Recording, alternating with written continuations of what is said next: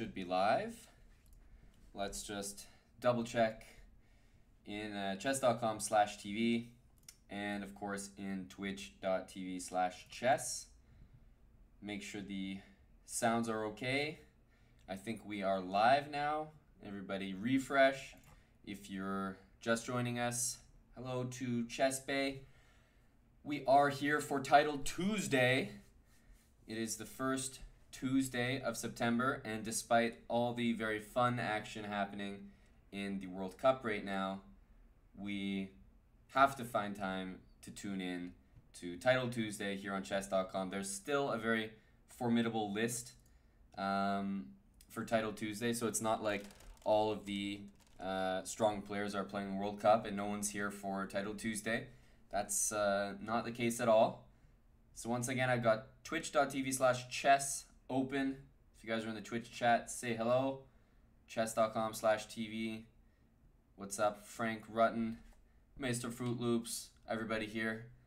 My name is Aman Hambleton, and I'll be your pilot for today's Titled Tuesday flight. We got Sebastian, the highest rated. That is Grandmaster Lenier Dominguez from Cuba. He is the top player in the tournament. We're just following his game right now. Now the actual tournament still has, like I said, a lot of the top players in it. We have second seeded tennis master from Cuba as well. We got Michael Royce, Sergio Chess, who Mr. Gregorians, who has also qualified to the Speed Chess Championship through these Titled Tuesday qualifiers. Tigran Petrosian, who played a match against Magnus before, also from qualifiers.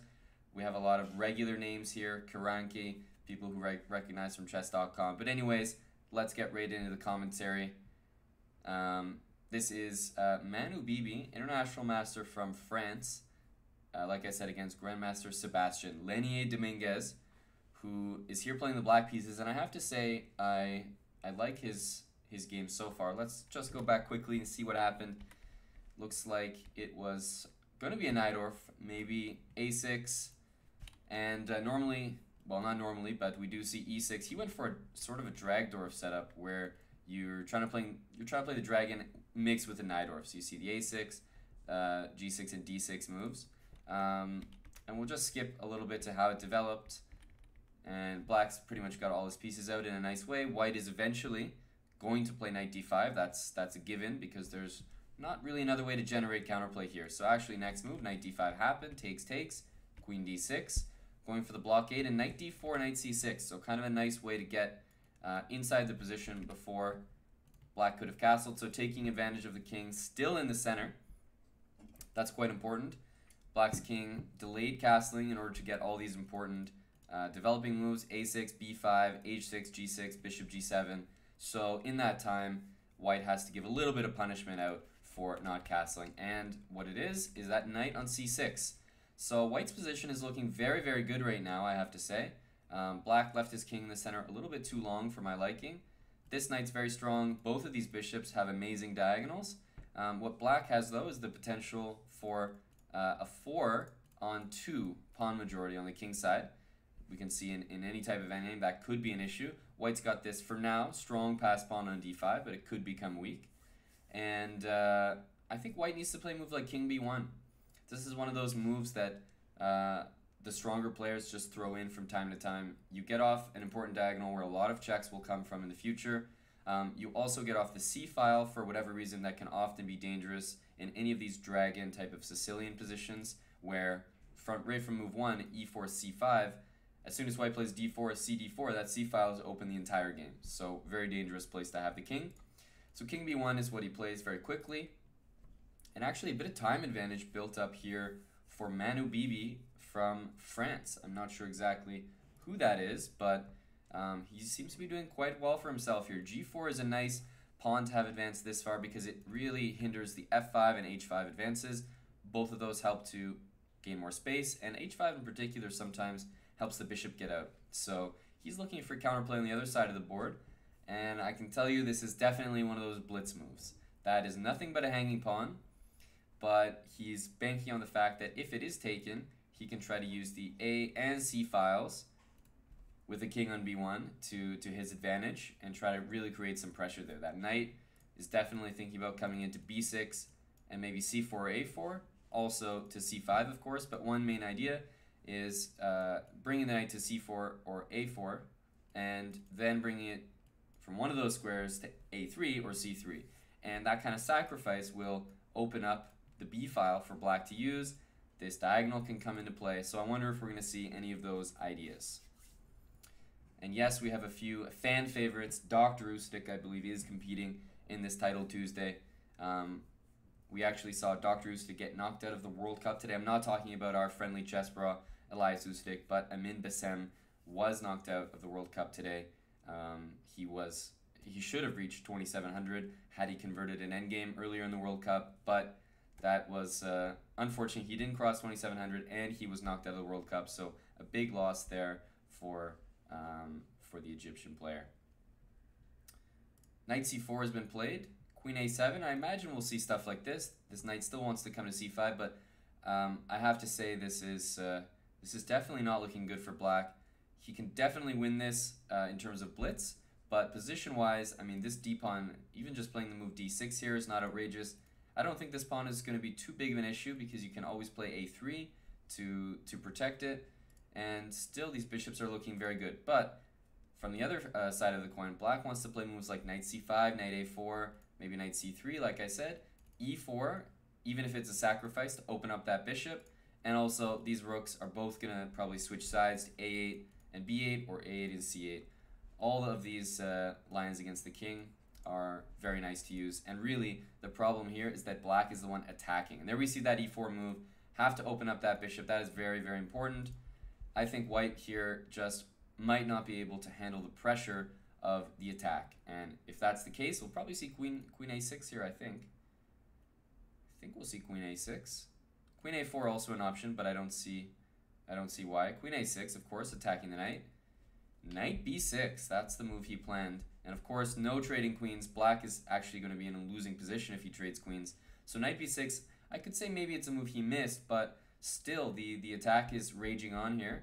And it's probably going to be the move knight c5 with knight a4. I wonder if that's what he's going to play here. Rook e8 is also an option, but I think after the queen moves, there's, oh well, maybe not queen d3, but I don't know what black's doing. The a8 square is covered here. This is kind of a problem. There's no rook a8 in the position. And I was just thinking knight c5 can actually be taken in the worst case. So he goes with knight e5. I do think he wants to bring the knight to c4. I'm sure he'll play that now. No, goes back.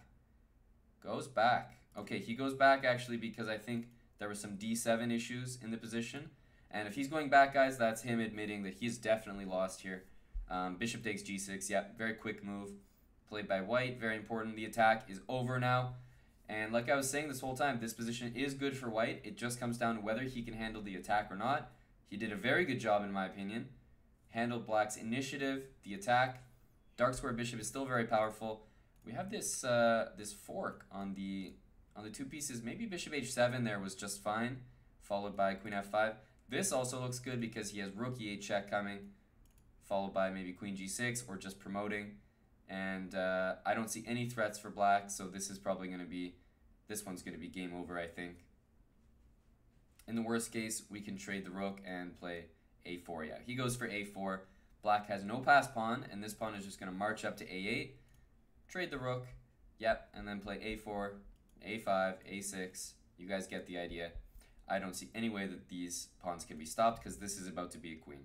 So a6, probably king d8 only move, and then rook d6 will win. Okay, I'm not sure about c3 there. I don't know if that was necessary. I don't know about bringing this king up. I'm sure we could have just forced the issue a little bit sooner. Rook d6, king has to go back, it looks like. Yeah, and now maybe king d5. Knight check, we have king e6. Or king c5. Is he going to bring the pawn up the board? I don't really like the way that white has done this, but this can still work. King c5 takes an a7 and then bring the king like that, or what? Yeah, okay. That looks like the nicest way to do things. You have to take that pawn here. King e8. You can just promote and then go for the h-pawn. And fortunately for white, black has to go and take this pawn. So guys, what a game we just followed to start this off, because there you go, the top seed getting completely upset, and that is over. Just don't play h5 here. King g7, very nice. And that's it. That's a win by one tempo, but a win's a win, and white was better pretty much that whole game, in my opinion. So very nice play by International Master Manu Bibi from France. And we're still in round one. Let's take a look at the game of Tigran Petrosian, always a force to be reckoned with in these Title Tuesdays. And if you look at the position here, it's the exact same thing we were just looking at. It's a rook against two minor pieces. It seems as though the rook is better than the minor pieces, but what black wants to do in some cases is trap the rook because it doesn't have anywhere to go. But I believe that white is just better here. I don't see a way to attack the rook or trap it. Probably just king d5. Oh, black won on time. Was I missing something? In order to attack the rook, you have to bring the knight to that square, and I don't see how that's happening. So, I mean, king d5 and king takes e5. That's just FIDE master from Romania, it looks like, or Moldova. Yeah, Moldova. Just flagging. I don't know what to say. He just ran out of time. That's too bad. So Tigran Petrosian gets the win. Like I just said, a win is a win, especially in Title Tuesday when the money is on the line. Let's take a look at National Master Wei Yi, who is playing about as well as Wei Yi is in the World Cup right now. For those who don't know, Wei Yi had a first-round scare against none other than Canada's own Bator Sambuev, who beat Wei Yi with the white pieces to start off the World Cup. Wei Yi did manage to make a comeback. He knocked out the Canadian in tiebreaks, but still to be up 1-0 against Wei Yi in the World Cup, and then with the black pieces in Game 2, the guy from Canada was even better in most games, or not most games, most positions. So for most of that game, it looked like it might even be a 2-0 sweep, which is kind of crazy. So this Wei Yi looks like he's playing around the same level, and I think he'll get the checkmate here in just a couple of moves. We'll see the technique, rook up, queen, and then utilizing those two squares. So there we go. That looks like another upset. Wei Yi 1999. And black will let the time run here as his frustrations show.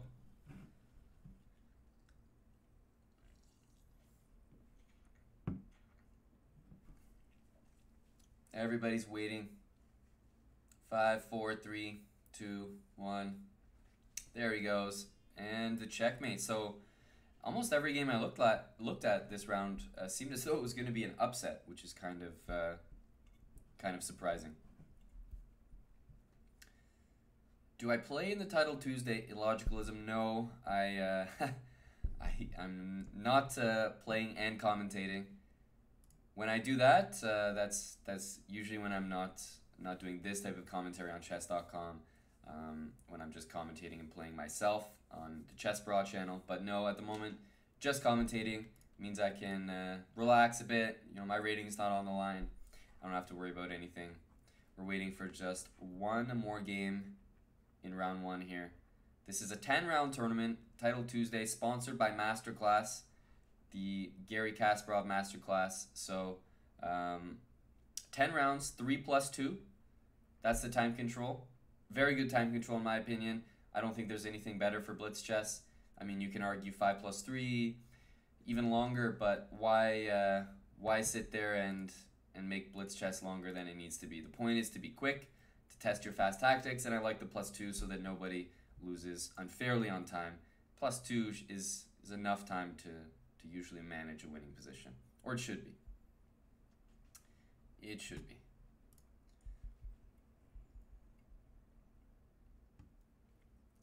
Why is there someone named Wei Yi in Title Tuesday? Well, you can name yourself whatever you want.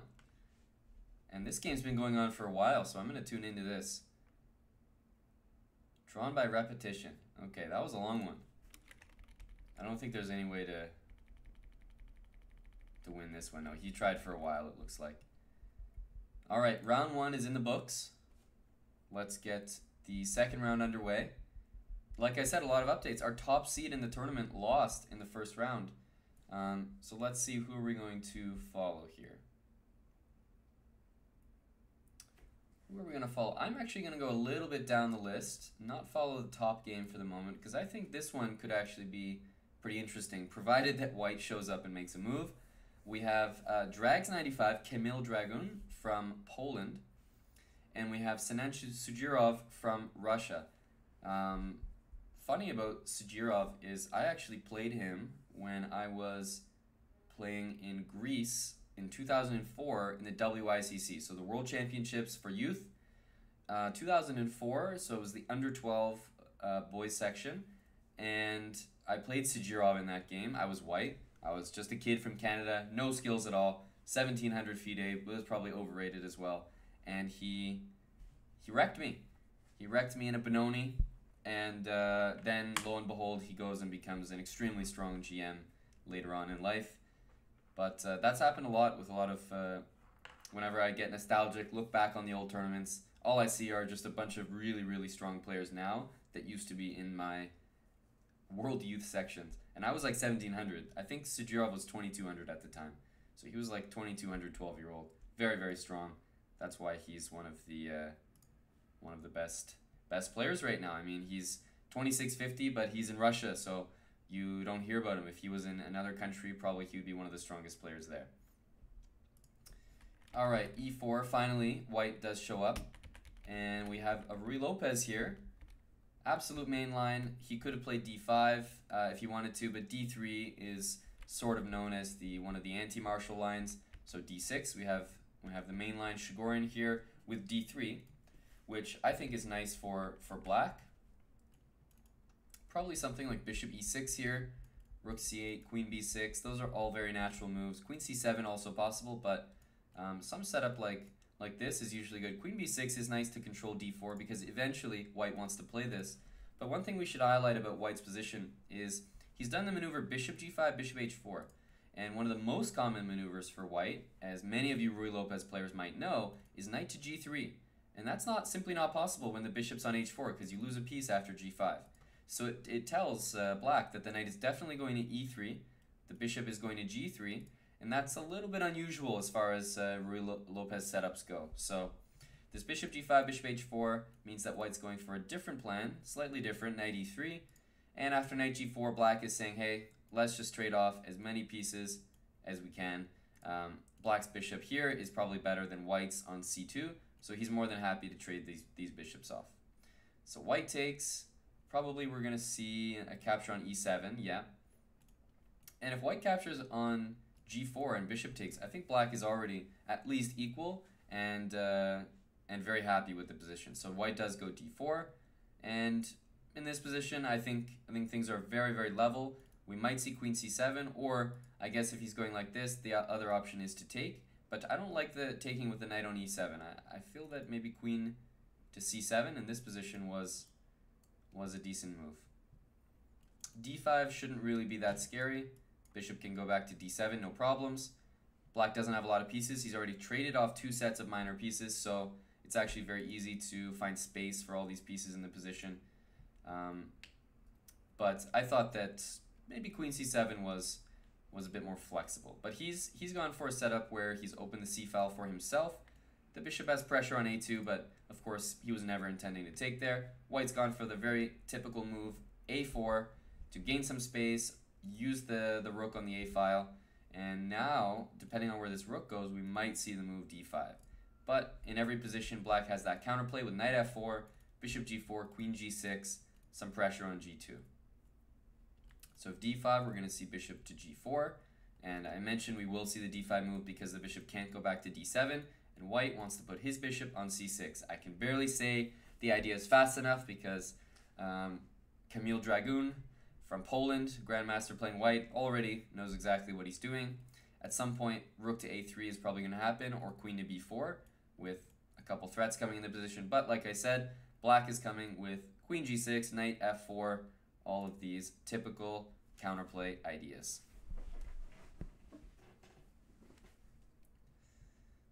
All right, rook c3. Maybe b4, b5 with the rook being unprotected on a7 is also a dangerous idea. Rook b8. Okay, now such a thing is not possible. I really don't like the pressure this bishop has on the position. If I were white, I might try to move this knight, or maybe play h3 to kick the bishop away. I think the reason he did rook there was actually to play bishop back in the case of h3. So will we see some queen g6? That's the question.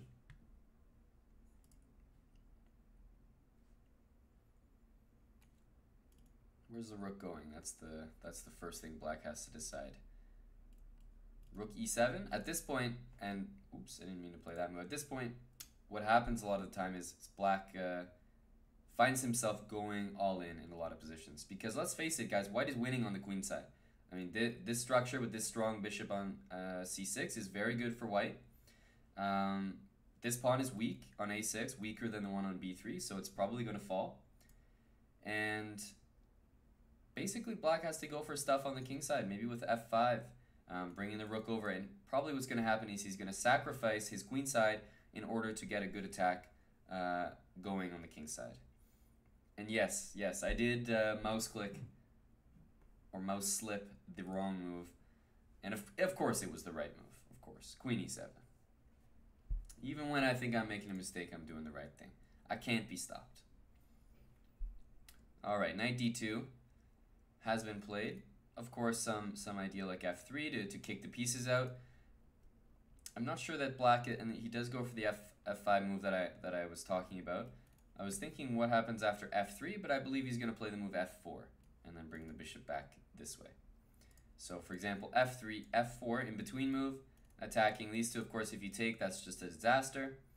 And if you don't take and you move the queen somewhere, probably black can just move the bishop back, and at least he's achieved some pressure on the king side with queen g5 coming and maybe swinging the rooks over like that. So that has actually been played. Yep, queen e1. So now I'm expecting bishop c8. He has to keep protecting this knight. Yeah, he does go bishop there. So I think he wants to follow up with queen there, rook there, and then maybe consider taking and doing some stuff. But g4, very, very committal move. I think that forces knight g5 and then h4. But after black brings the knight back, white is hoping to say that he's closed everything over here. And now, like I said, he's committing fully to the queen side. Black, on the other hand, is definitely going to let this pawn go and go for a king side attack. These positions usually are winning for white, but white has to handle a bit of pressure from black on the king side. Probably there's going to be a sacrifice here, guys. We're just waiting to see what it's going to be. He's got to get something going. Yeah, there's the sacrifice. He's going to take it. Of course, this is Blitz. That rook's going to swing over here. Maybe f3. He has to get something going here. Maybe g5, but that looks a little slow. Probably rook needs to come to f8. This king needs to go to h2. And black's going to play rook there, and look to target this pawn. That's what it looks like to me. If the king goes here, that pawn just hangs. That would be losing for white, actually. So the king has to go to h2. I imagine we'll see rook to f8. I liked rook f8 a little bit better. So the queen comes to f4, and then queen g3? No, okay. He wants to go back with the king. I thought that rook f8, rook f4 was a dangerous plan, but he's gone for this. The only thing is that white kind of gets a blockade in here. And now it's just all blitz, guys. It's just blitz. I would take this pawn if I were black. I think I'd rather be black here in a blitz position, even bullet at this point. This is just 8 seconds each. They're getting +2 per move, but I would rather be black here. Probably e4 next. Bishop can come support. The rook can lift up here. I think white's in serious trouble, because at the very least, black has a draw with these checks. That's what white was admitting there. Rook f6 and rook g6 looks quite good. Probably bishop e8 we'll see to prevent that idea. Now black's threatening to come over here, and it's just a tough position to play with white being so low on time. There, that knight is hanging, and how do you get out of this position? Probably queen a1 is just winning. Yep, queen a1. There you go. The counterplay from black is too much, and Sujirov wins. I would say quite a nice attacking game there. he sacrificed and he just played the position better for Blitz, in my opinion. That is a very tough position to play with white in a Blitz game as the time gets very, very low.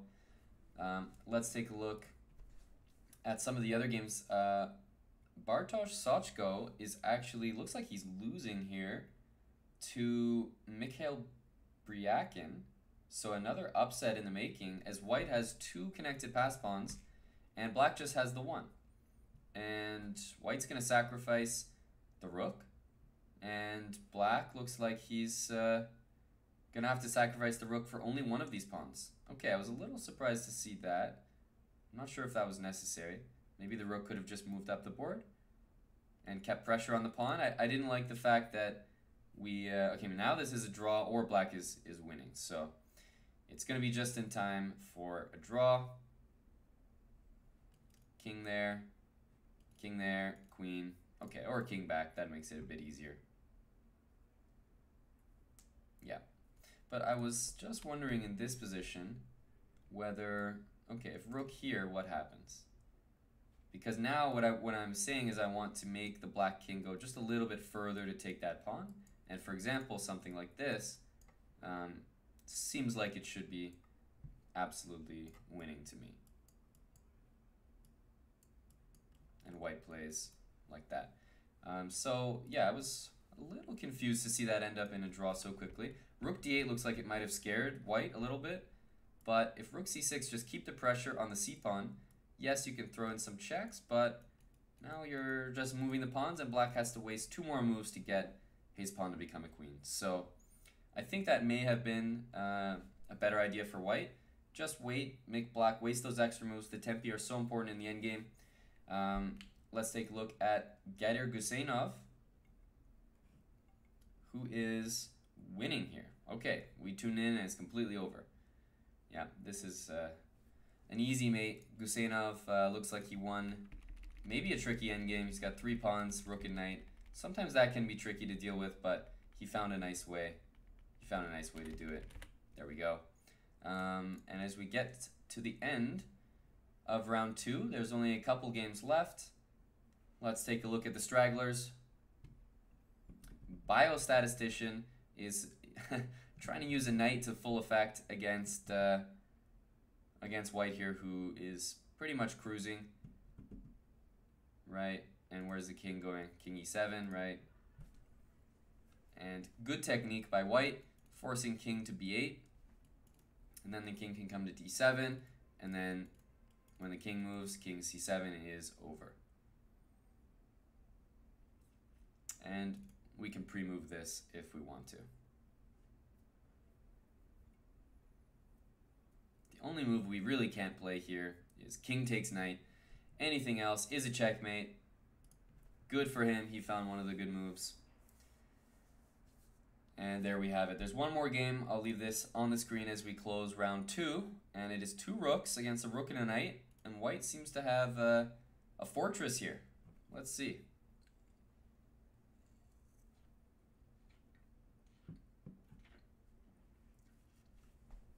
Ultra Chess XXX. Of course I can see you in the chat.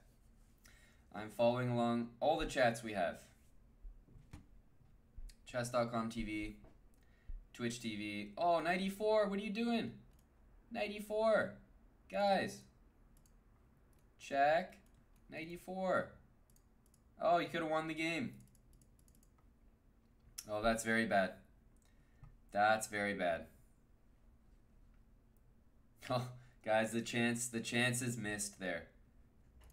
Is really, really unfortunate.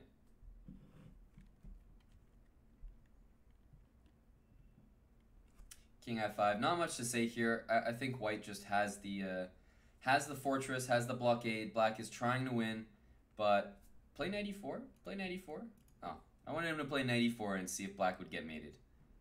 White is offering a draw. I believe it's a draw.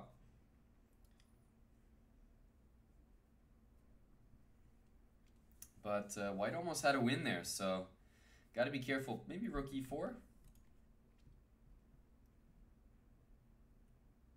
Rook e4 looked good. Okay, knight e4.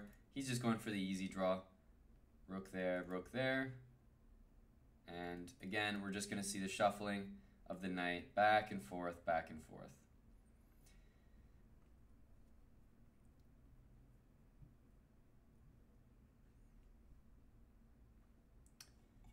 King d3. Not much to say here. White has a fortress, and basically one of them has to make a serious mistake. We already saw Black make a serious mistake, blundered his whole rook, blundered his entire rook.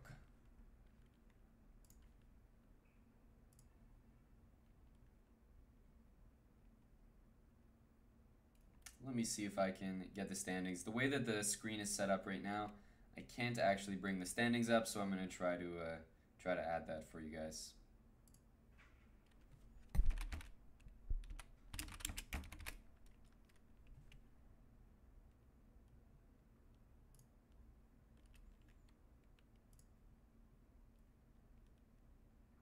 All right.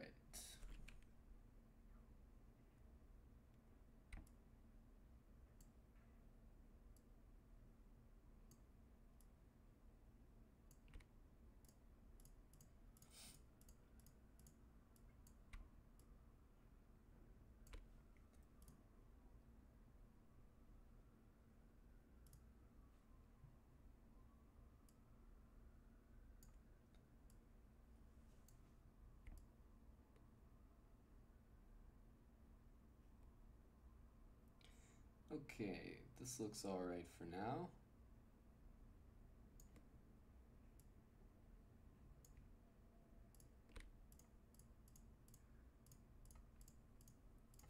This game is still going. Now White's even trying to win. Black got a little bit too greedy there, trying to win that position. Sometimes you just got to call it a draw.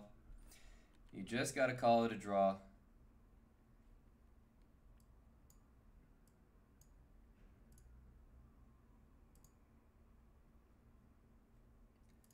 All right. So there are the standings, just so you can see them. They're on your screen now. I am going to take that off, and I'll be able to bring it up and update you guys at the end of every round. We got a nice long game this round, so we had lots of time to set that up. So that worked out. Not much to say here, guys. White has very good chances to win here, but he can also easily lose this position, as he's very close to doing that. Knight on h5 is not placed well. I can't really comment on this. This is just two guys who refuse to draw, and it seems that they really want somebody to lose, so let's see it. They want it to happen.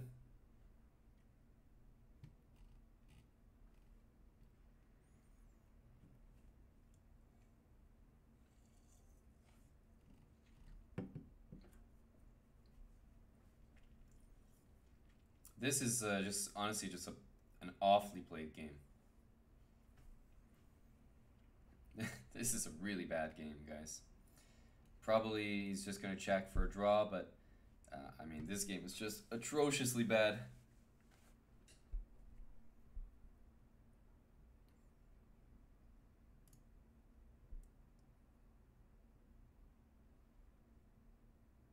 There were a lot of free rooks missed this game. For anybody watching this game, I've seen so many rooks just completely hanging.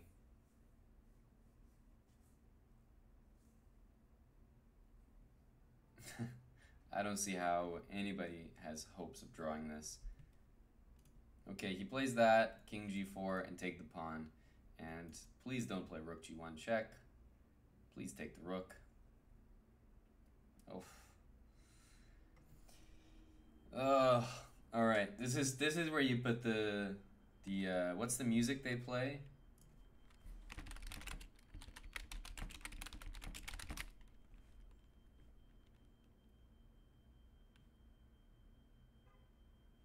What's that music they play?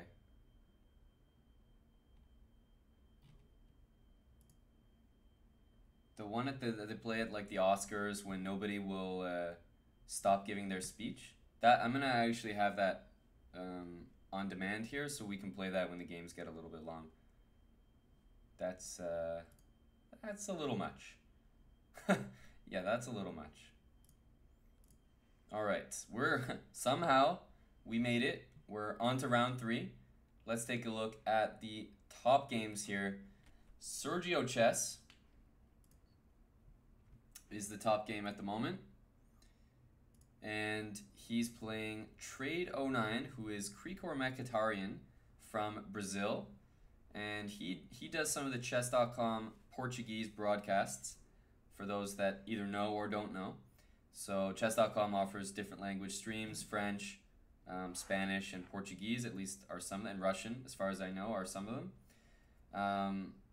And he does the Portuguese broadcast. I think he has a few shows on here. I actually was a roommate with this player who's playing black in one of the continental zonal tournaments that they have in South America, and it's held for North and South America.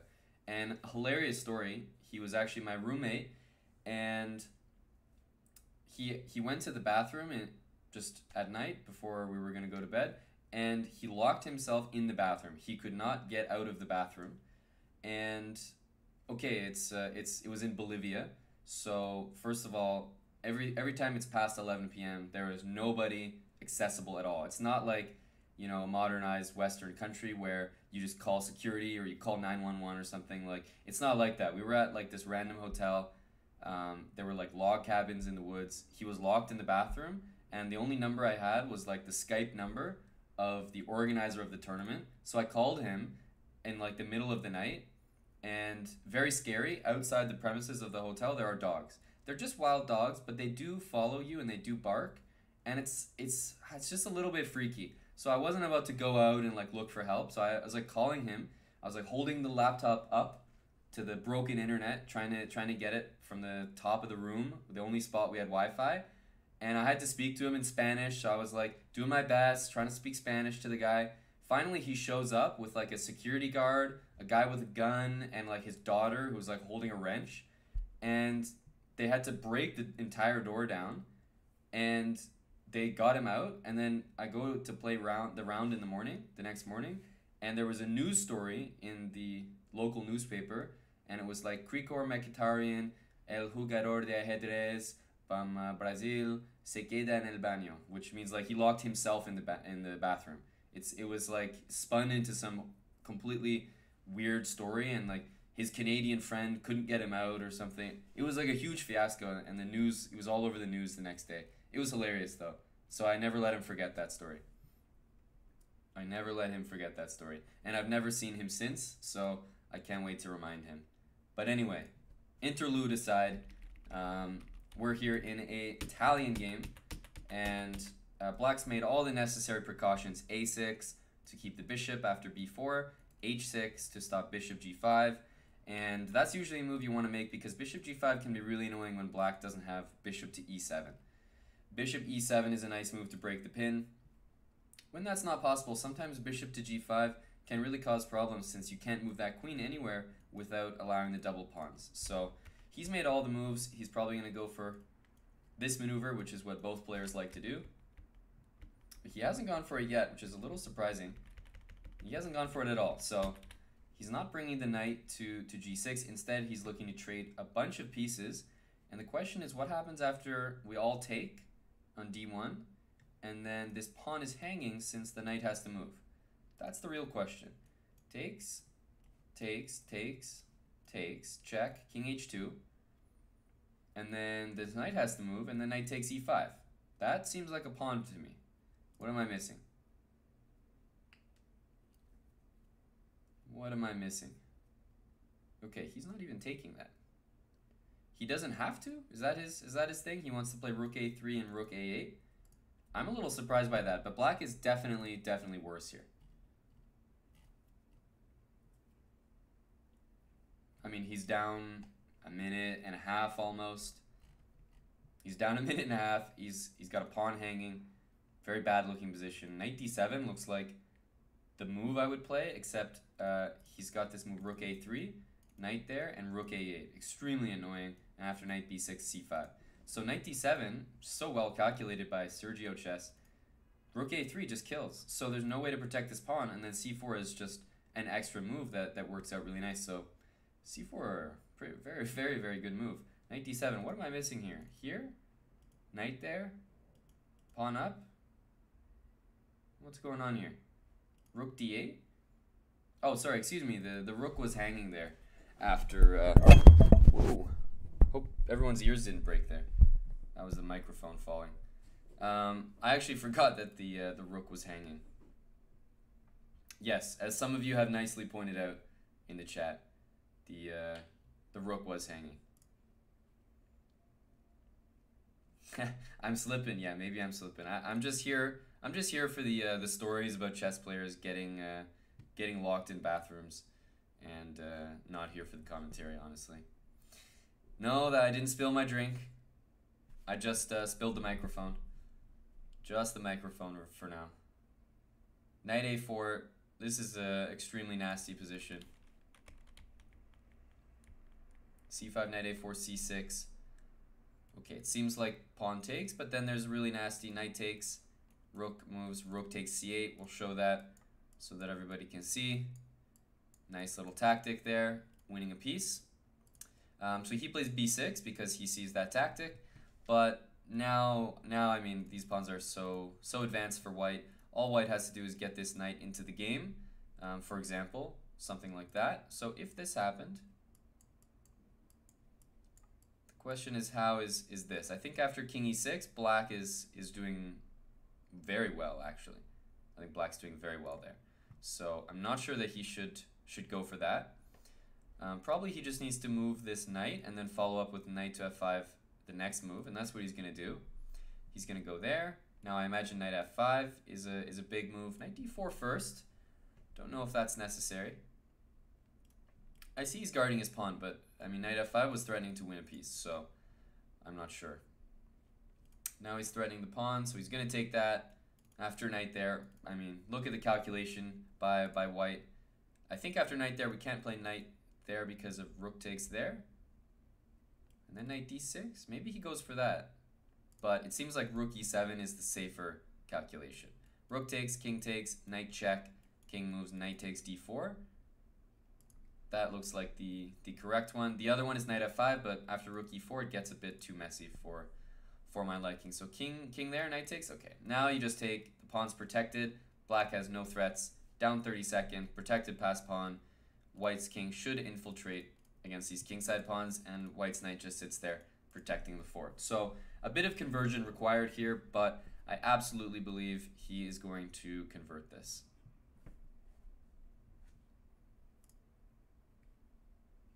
Will my beard touch the floor at some point? Will my beard touch the floor at some point? Well, I really hope not. I really hope. That would be years, if not decades, of failed GM norms. I don't even want to think about that. That sounds awful, honestly. And white has converted perfectly here, it looks like. The only thing he must try, yeah, is one of these king moves. And white will probably give up these two pawns in, like, for example, if I go here with knight e6 and you take my pawn, I even have c7. But what he's saying is that with this pawn and this pawn, black is toast. So king d6, he has to go, otherwise this pawn is just queening. Okay, now this one is over. King c6, h7.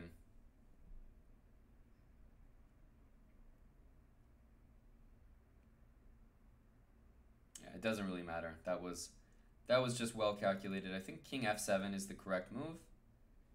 And yeah, there's just no stopping these pawns. Pretty nice game by Sergio, I would have to say, guys. All up to this move c4. Very nice with rook a3 coming. I think that black tried a little too hard to just trade all the pieces off. And something tells me he should have gone for this plan way back here of playing knight e7 and bringing the knight to g6 here. Queen b3 might be strong, but I even like the idea a bit earlier. Let's say in this position, knight e7, knight g6, and c6, rook e8, d5. That's the more standard plan for these positions, as far as I know. So I thought that would have worked out a little bit better. Okay, let's keep looking. We have a GM matchup, which we're going to jump in on. And it looks completely winning for black. King f3 gets queened on. If you have to trade the rook for the pawn, this should be losing. So we got Grigory Oparin, who I think Eric just played in the Spanish league. Eric Hansen, and Dr. Wittmann, who I have no idea who this is. We're going to see the queen against rook technique. Hopefully all you guys can do it. It's a lot easier against a human, I'll tell you that. That's for sure. As we can see here, getting the king to the side was no problem. We're going to see the rook go there. And it's not usually very difficult for white to, or for black in this case, to fork the king and rook. The computers put up much more resilient defenses. So we'll see king here, and if rook there, there's mate. So the rook goes a little bit further, and slowly but surely we will see black force the white king. It looks like into that corner. So something like queen check, king there, either king there or queen to that square, which is what I was just going to say as I mouse slipped it. So king here. Maybe there was rook g6, rook f7 check there. Slowly but surely, this king wants to end up there, and then the queen will give the final coup de grace as the rook and king eventually will get forked. So king f6, and king there, and this is the sort of triangulation technique. Here, or here, here, here, and then the queen goes to that square. And now the queen wants to go there, and we see it's the exact same position, just that it's white's move now. And what will have to happen is this rook will go down here, and then by some series of checks, just to show exactly what happens, there will be some sort of zigzagging pattern to pick up the rook there by check, or if the king goes to this square, then there's probably going to be a check somewhere on this diagonal. So that's just how it works. If I go here and the king goes here, there's a mate, so the king has to sort of stay in this box over here, and I can continue giving these checks because if the rook goes back, it's mate once again. And here I would probably go to this square, because if I go here, then the king can technically go there since there's no mate. So first I'm going to go check, threatening mate, so it has to go back again, and now check, and check, and our long zigzag pattern is over, and the queen forks the king and rook. So that's why Dr. Wittmann with the rook resigned there, although I recommend some of you guys play that out, since your opponent might not know the technique, and anyways, it's always okay. Those guys understand at the GM level the queen against rook is not a difficult endgame. But here we go. Here's an interesting endgame. Queen against two knights. Wow. I challenge you guys not to not to blunder your queen in this one. That's very, very impressive. Seems like black has done a very good job. These knights are very out of play here.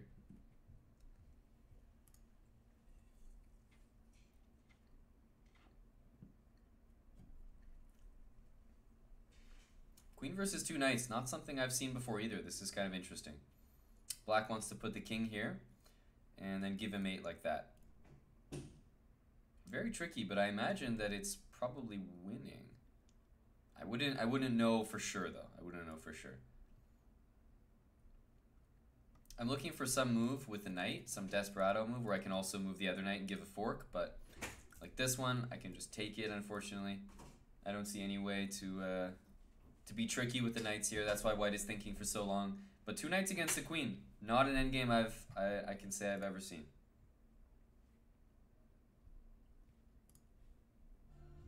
Queen d7, king d7. Okay, so he goes there. He's just giving up the knight, but that's just the same thing as resigning. And it seems that white actually resigned here. Because, okay, he gave up the knight, but he realized he was just hopeless in that position. So essentially that was the same thing as him resigning. So both of the queen endgames that we just saw were won accordingly by those players. So that's good to see. Good technique. I'll show you guys the standings before we jump into the next game. Here are the standings.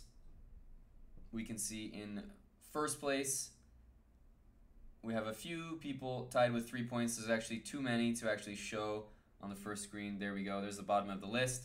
But it's a little early to focus on the standings, so we'll wait for more games to develop. And meanwhile, let's take a look at Chess.com face Yakov N, who's playing the epitome of an exciting position here. That's a bit of tongue-in-cheek, but of course I also like to play this way myself. The kind of chess where you're not risking anything. There's really no risk playing this type of position where the position is symmetrical, minus the fact that white's bishop just is better than black's bishop. There's no debating that. So it seems that white doesn't want to lose. He's trying to play a position where hopefully that won't happen. And despite it being very boring, it's often the most effective style. Most people in Blitz want to take positions where there's little to no risk and there's a lot of reward possible. There's a lot of grinding potential from this position, positional superiority, pawn structure is a bit better, minor pieces slightly better. Black, on the other hand, can say that he's achieved equality, but there's still a long game ahead. While this game goes on, I'm going to select a more exciting game.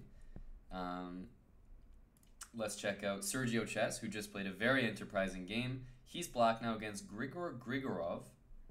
I mean, that's what they do, right? In some of these Eastern European countries, they name themselves like the same name in the first and last name. Grigor Grigorov. So does that mean like that Grigor, yeah, they do this in maybe Iceland as well, some Scandinavian countries. Like, they name everybody son. So it always ends with son or dotir. And it means that you're, let's say, Viktorson as a last name would mean you're the son, and then your father's name was Victor. So Magnus Carlsen technically means that his father's name is Carl. And of course, I believe that his father's name is Henrik, if I'm not mistaken.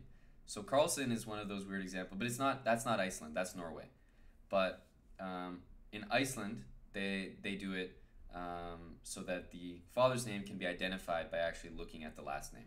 So if you see someone like Stefansson, then the father was named Stefan. And it means you can actually trace back all the names pretty far back in the family tree. So it's pretty easy to tell who's related and who's not.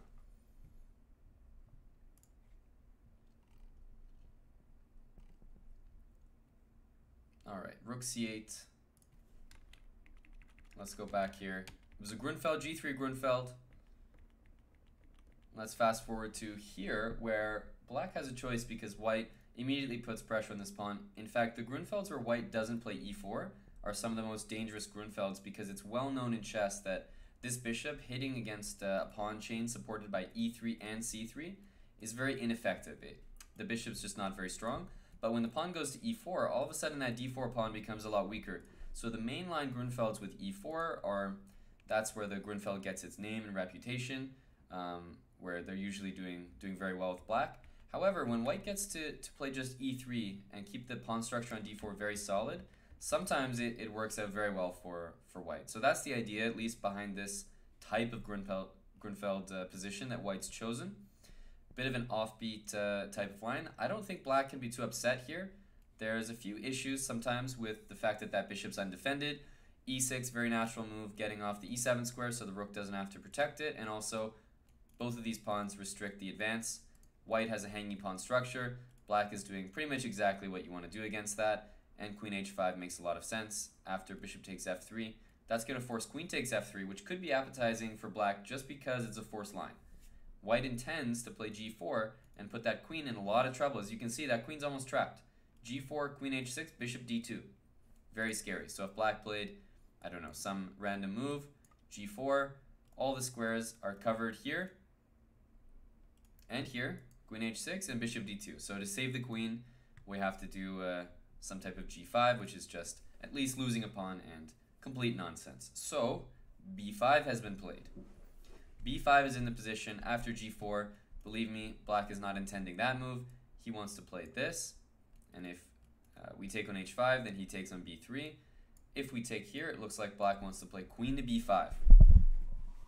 And it seems that this is his idea. And it looks like a good one.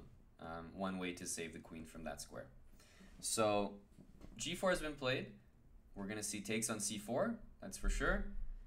Rook takes c4 or queen a4, I was just thinking. Queen a4, yes. Covering the b5 square.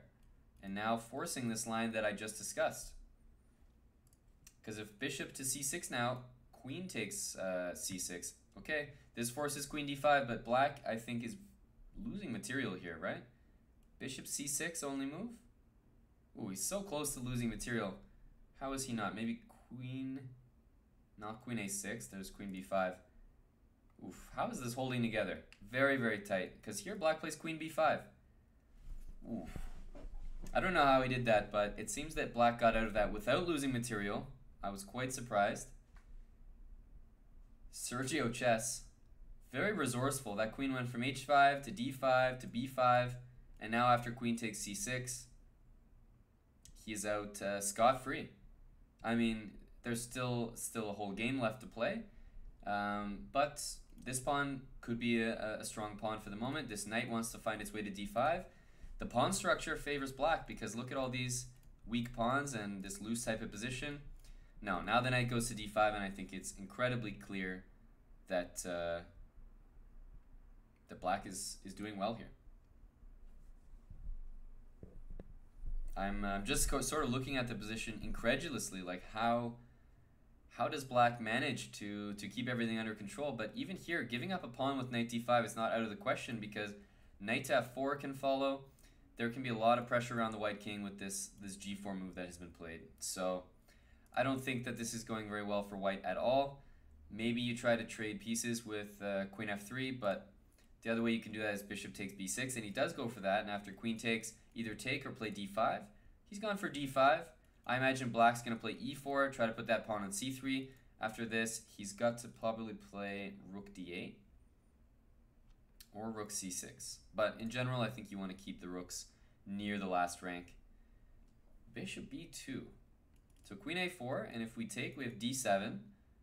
So that's not the end of the world. If rook a8, then d7, rook d8, and then I think we are losing material. Queen takes c4 will have to be played.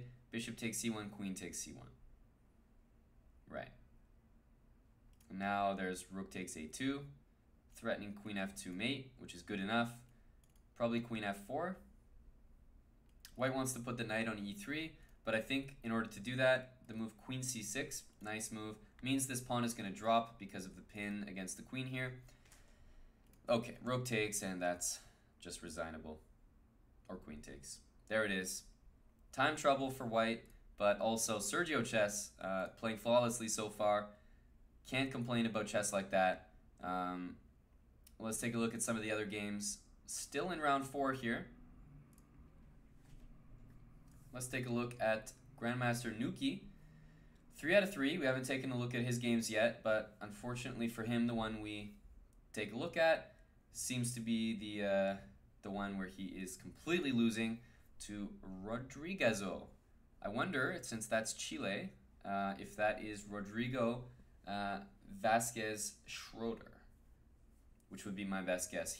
He's the only, I believe he's a grandmaster from Chile, but maybe I'm thinking of another country. I'm pretty sure that's Chile. If so, that's the only GM I know from Chile, who is a pretty strong online player. So that would make some sense.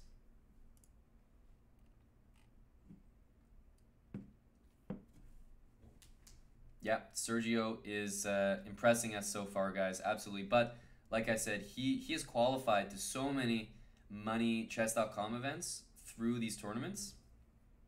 These Title Tuesdays, these online events, qualifiers, anything like that, that it's people start to get used to seeing him do well in these online events. So while it's very impressive and it's nice to see chess played as well as it is, he's actually kind of a regular for doing well in these online events. Let's take a look. Shall we check the game between, I think, these guys also have, I thought they had 3 points. Okay, only 2 points. Nikolai Shadeev, as you can see, almost 2,700 Blitz on Chess.com, so very good rating. And it looks like he will easily take this one down as he's up an entire rook. Let's just leave that one. I think everybody in the standings who had 3 points has already played their game. So let's take a look at some of the other players. Who have we not taken a look at yet? How about National Master Blitzstream, who is, there you go, winning his game. He's only got 1 point, but he is a regular streamer for the French language and especially for Chess.com. So we wanted to take a look at his game. But okay, he's back on the board. Who else do we have here? Who else do we have? Sajirov. This is the guy we took a look at earlier, winning a nice game, although here it looks like it's just going to be a draw. I don't see any way that that White holds any winning chances here after King G6 and just shuffling the rook or Rook F5 here. Rook F5 looks good enough. There we go. Another draw. And the games are starting to wrap up here in round 4. Almost all the games are finished. Let's take a look at some of the remaining games. And we have an opposite bishop endgame here. And I don't think that White is going to be able to win because of this pressure, which means this pawn can't move anywhere. So I think they're just going to have a draw with the bishop shuffling on those 3 squares. Yeah, I think this one is a draw. Let's go to the next one. We're going fast and furious here. Let's look at the bathroom locker inner. And how's he doing here? That is a pawn on b2. So that's going that way.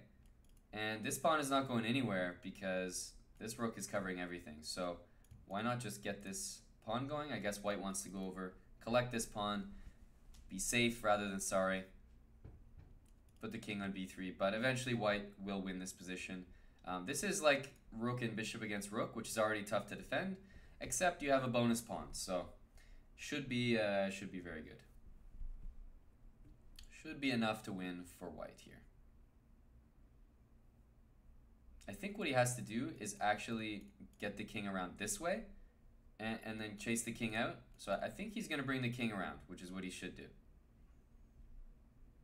King d5. Yeah, so he's doing the right thing. He's bringing the king around here, and then you look to kick the king out to c2 and start to get the pawn going. Yeah, and now we'll see rook d5 after the check. Maybe get this bishop out to e5, and then you're threatening moves like rook there. The other thing he could try to do is bring the king over to a6 and a5, and then play rook b5 check. And I think that's what he's going for. No, I thought king a5 was what he was doing. So we'll stick with this game because it might take a while. It might be our last game. This is very easily winning, I just want to remind you, but White is so far not doing the best job of finding the way. But okay, finally gets this check. That's what he needs. Now the king is coming to d3. I thought he should have played king there and then tried to still annoy White by playing king c2. But as it stands, I think now you just bring the bishop out and play b4. Once you get that pawn moving, it's very clear what the winning plan is. It's just, at the moment, White is making a meal of getting this b pawn to move at all. This is very bad technique. Very, very bad technique.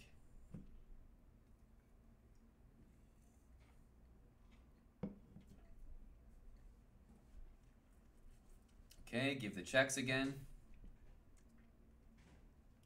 I would play king there. I would play king there, exactly. This is more annoying.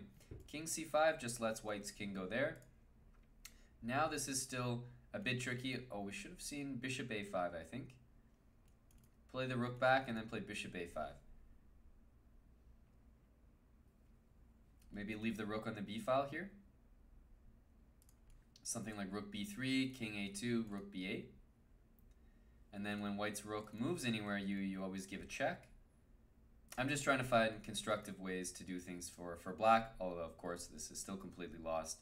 All he has to do is move the pawn 1 square, and then there's no 50 move rule. Finally, he has got some sort of construction, which looks like it works. King b1, bishop back to c3, and then b4. So now he's done it. Put that bishop on c3, buddy. That's all you need.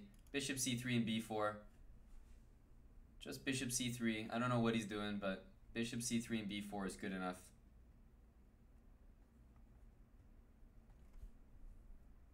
Oh man, this is taking a while. b4. Play b4. This guy can almost claim a 50 move rule.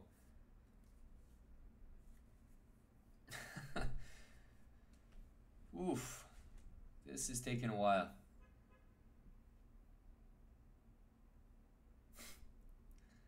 Rook c3. I really don't know why he's moving the bishop so much. Like, this b pawn needs to move. Okay, there we go. Of course, I was kind of joking about the 50 move rule. I don't think we're anywhere close to 50, but for the fun of it, I will check when the last move was.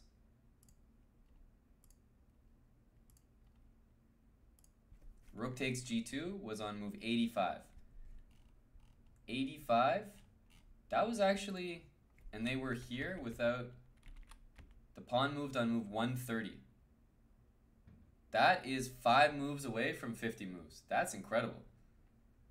I was kind of joking about that, guys, but that was way closer than I thought. That was 5 moves away from his opponent being able to claim a draw.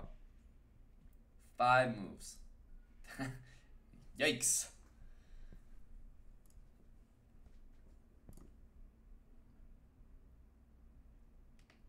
Lenier is not still playing. I'm actually not sure if he's even in the tournament, but we can check when we see the standings.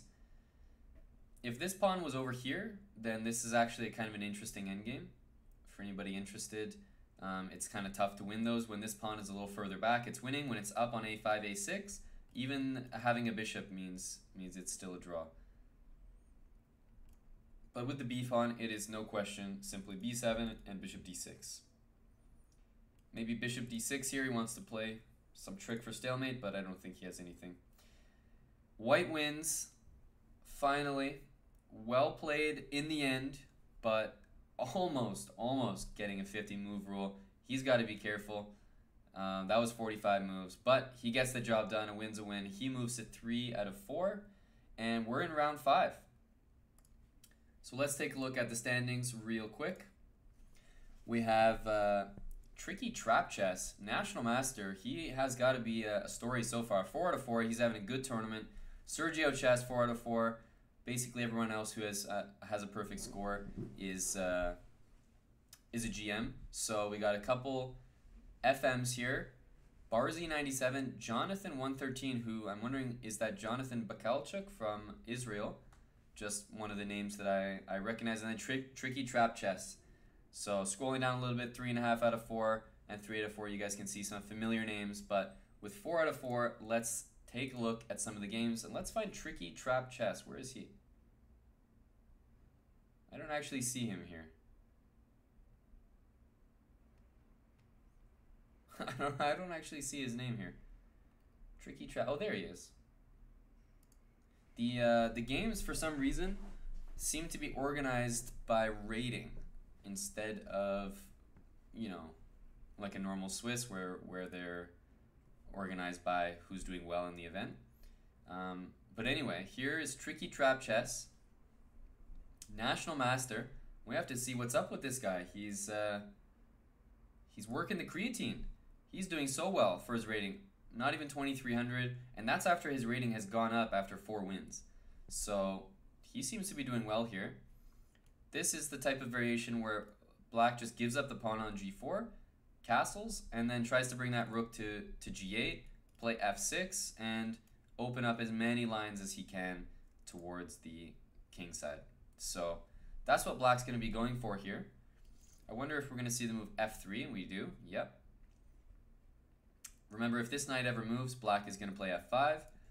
Even if it doesn't move, we might see the move f5 anyway. But at the moment, there was that pressure on the queen, so black's moving the queen, wants to play f6. White wants to play queen d2, rook h1, and trade all the pieces on f6 if it happens.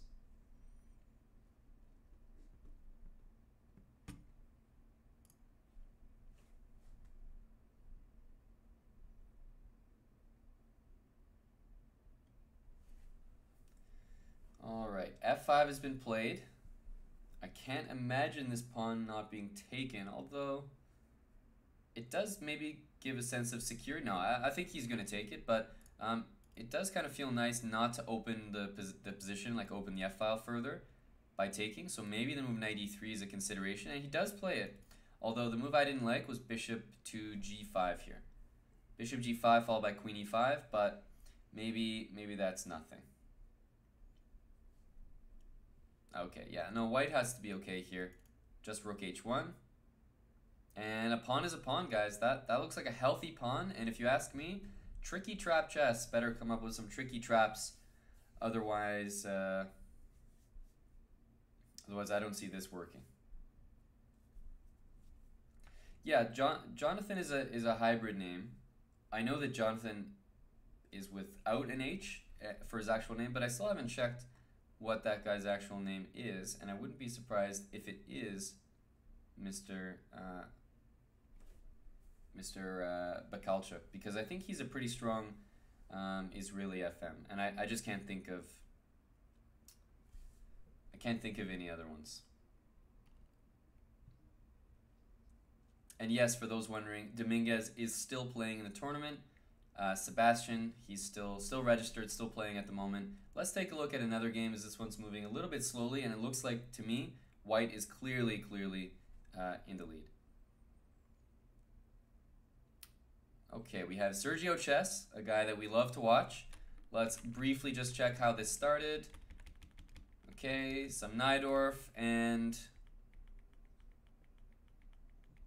we get to the current position. White has the 2 bishop advantage.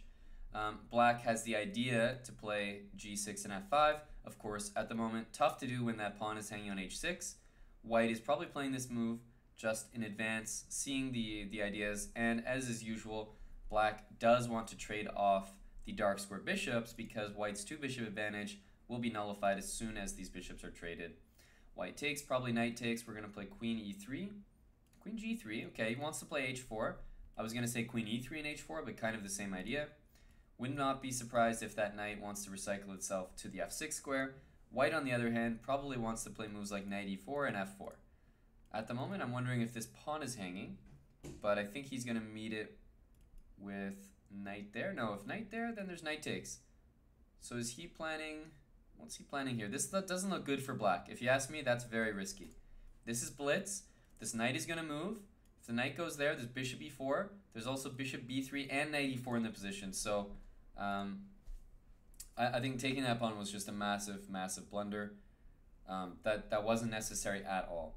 For example, if this queen moves, let's say here, okay, it goes to a2. But let's say we take with the rook.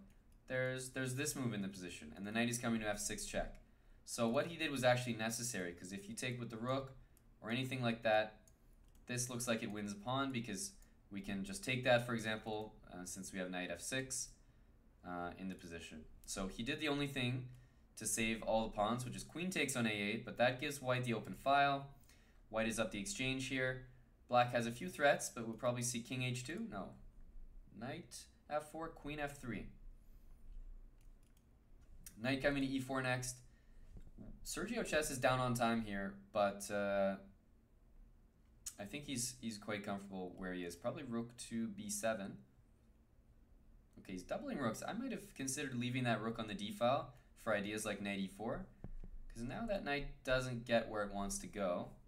Although, wait a minute. Maybe there was a blunder there by Rodriguezo.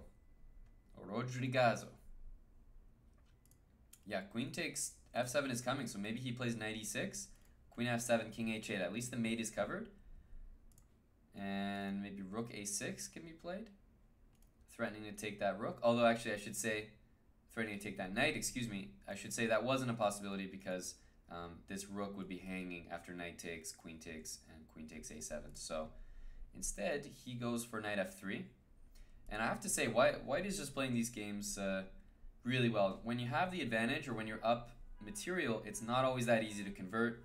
But I think Sergio Chess, one of the best parts of his game seems to be his conversion skills. He's only got 35 seconds, but probably he's considering knight takes e5, although I would take back on c3 first. Yep, eliminate the danger of c takes b2. And if the queen takes, then we'll see knight takes e5, certainly. I don't see any threats for black involving these squares. And now the question is, where is the win? Where's the win? There's a lot of good moves, but I don't see the actual win. So he's gone for knight g6, looking to take, and if knight takes, there's queen f7. The nice thing about this queen is that it covers g7. That's very important in a lot of positions. King h7 is forced here. And after king h7, we might see queen f5 or h5. Probably queen e4 even can be played, but the idea is to kick the knight out, use the diagonal for check, and then probably play rook a8, take control of the last rank. So I imagine that's what we're going to see here. Queen f5 check and rook to a8. And that seems simple enough. Rook a8, knight f3, there's king g2, and, or I should say even king h1.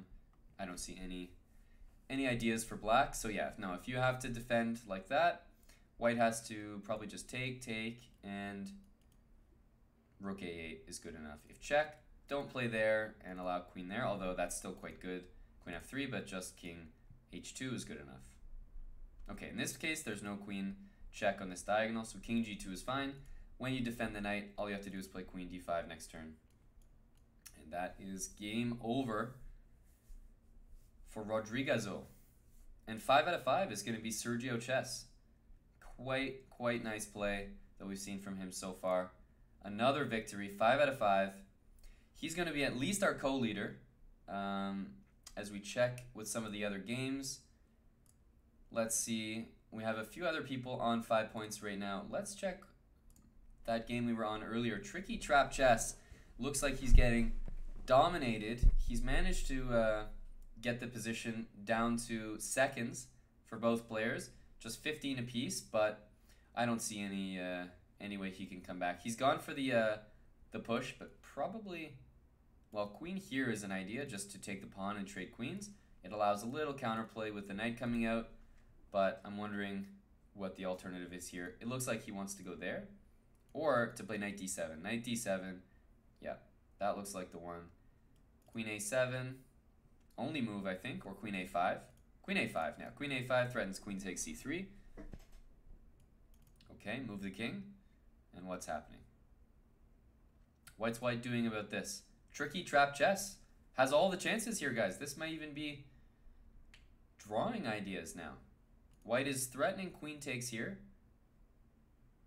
And can we take there? No. I think we get mated. King h3, and there's no more checks. And then suddenly this pawn falls. This is a very good job. I have to play queen f2. Whoa, I didn't even see that, guys. Whoa, I didn't even see that. Okay. I did not see that. I definitely underestimated the chances here. That move didn't cross my mind, but the pawn is coming and so is checkmate. What is happening here? Check, king up, check, knight block. This is Tricky Trap Chess finding his way out of a tough position. The king can run though. The king is running and that's checkmate. If the king goes up, that's checkmate. Queen takes f5. It's got to be queen takes f5, but this pawn is about to queen. Guys, Tricky Trap Chess, National Master, dominated the entire game. Mates, checkmate and won. That is checkmate. Tricky Trap Chess won by resignation. Sorry, I should say won by checkmate. Didn't even have time to resign. Wow, that is a hero, guys, to look up to. Tricky Trap Chess. And, I mean, this is a story of being... dominated the entire game. Just, I mean, I tuned in to this position, right, guys? This is pretty much hopeless. Everything's locked up. You're down a pawn. All the white's pieces are invading. And then we see the counterplay, the sacrifice, and just really inaccurate play by white in these parts, and resourceful play by black. And I'm not even sure if this is good for white, because there's mate here if you try to run away, mate here if you don't take that pawn, and queen takes f5. There's just a2, and the pawn is becoming a queen. Tricky Trap Chess, a National Master hero for us all to look up to. Let's check out either the final games in this round. Yeah, there's just one more game left, and it looks like it might be over very, very soon. Yeah, I think this is losing now. How did this happen? Oh, this endgame should be a draw, but yeah, but black allowed a losing version because now this is just mate or f7 check is coming, so checkmate in one. That's a win. That is a win. What's up, Jimmy Farbo in chat? Once again, thanks to more than 750 people watching this Title Tuesday. I know a lot of people are really hyped for chess right now with the very exciting World Cup going on. Hopefully you guys are watching the Chess.com commentary over at twitch.tv/chessbra with an eclectic mix of grandmasters, GM Eric Hansen, Robin Van Kampen. I will be commentating tomorrow with Grandmaster Yasser Serwan, who's been helping out almost every day. But it's nice to see we all found a little bit of time for Title Tuesday. The tournament is still pretty strong. And let me update you guys on the standings of this Masterclass Title Tuesday. Let's see. Tricky Trap Chess. Guys, he's got to be the hero. We're going to keep following him. 5 out of 5. And he's getting his wins, just like his name says, with tricky traps and a little bit of chess. Sergio Chess, 5 out of 5. JC Ibarra, 5 out of 5. So there are some big matchups for this round. Scrolling down a little bit, we can see that Grandmaster Sebastian, that is Lenier Dominguez, 4 out of 5. He's stuck in the tournament after that first round upset, and he's making a comeback. 4 out of 5 stretches all the way down to number 21, where we see Wei Yi, 1999, 4 out of 5, having a very good tournament himself for a national master. So he's performing well above his rating. A lot of people doing well. Let's take a look at the games. Where is my friend Tricky Trap Chess? He definitely has earned our attention because he's playing none other than Sergio Chess. Let's get those standings off the screen there. Sergio Chess, and whoa! Sergio Chess took a draw against Tricky Trap Chess. Whoa!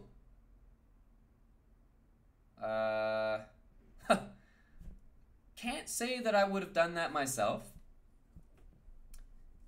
Can't say I would have done that myself, but he does have the black pieces, and you know, technically in tournaments you do better with white. You try to make it draw with black, but it seems to me against a national master, you know, you're Sergio Chess, you're Mr. Gregorians. You might play on just a little bit, right, guys? That's a little strange to me. I'm gonna go ahead and be minorly critical of Mr. Gregorian's decision there, but he maintains a share of the lead as far as I can see, as long as JC Ibarra doesn't win. So this is the game Izoria 1-2-3, which is Grandmaster Zavad Izoria against JC Ibarra, who's a very regular participant in these Title Tuesdays, but I am still very, very shocked that Sergio Chess, a GM, took a draw with the black pieces against a national master. That seems unnecessary. So maybe he will regret that later in the tournament, guys. We'll have to wait and see. Can't judge his decisions right now because he did have the black pieces, and clearly Tactical Tricky Chess is on a roll. So we'll let that go for now, but just keep that in mind that I think he could have played on, and later in the tournament he might regret it. This is a game for the potential of first place. 4.5 points for Izoria playing white, and JC Ibarra, perfect 5 out of 5. If black wins here, he is the sole leader. He is the sole leader.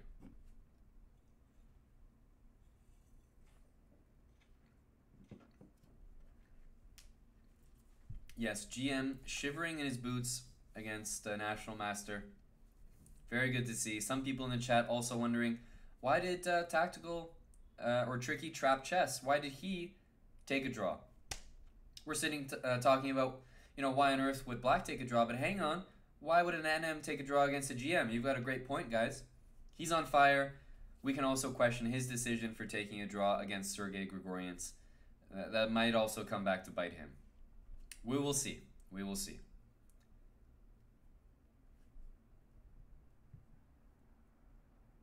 All right, Queen A2 has been played. Honestly, this is a fairly dry game played by both players so far. It looks like white is slightly better. This knight can't go anywhere thanks to the b6 move.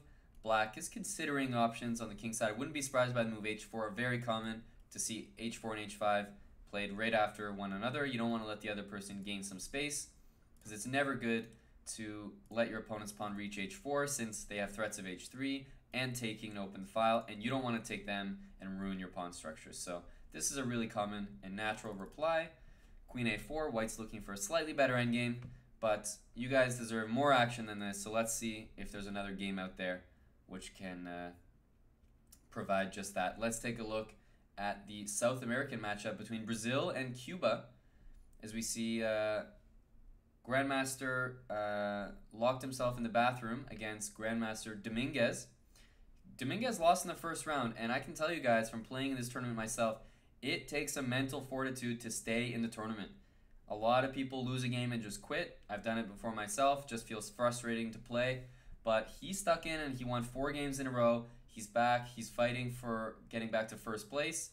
And right now we see the open g file for black, but a much better pawn structure and some sort of containment by the bishop. Black can't use the g7 or f8 squares. White is considering his attacking options on h7, and black has to get some sort of breaks going on the queen side, or else these light squared pawns are going to come back to bite him in any type of endgame. So we'll see. Maybe rook g1 here, and then rook h3. The other option is g3, but then it doesn't allow rook h3 anymore. It doesn't allow rook h3. So I'm wondering if he's going to play rook there, or if he's going to play g3. Of course, queen h3 is an option too, but I think he really wants to get that rook there. So we'll see which move he goes for. Rook f2.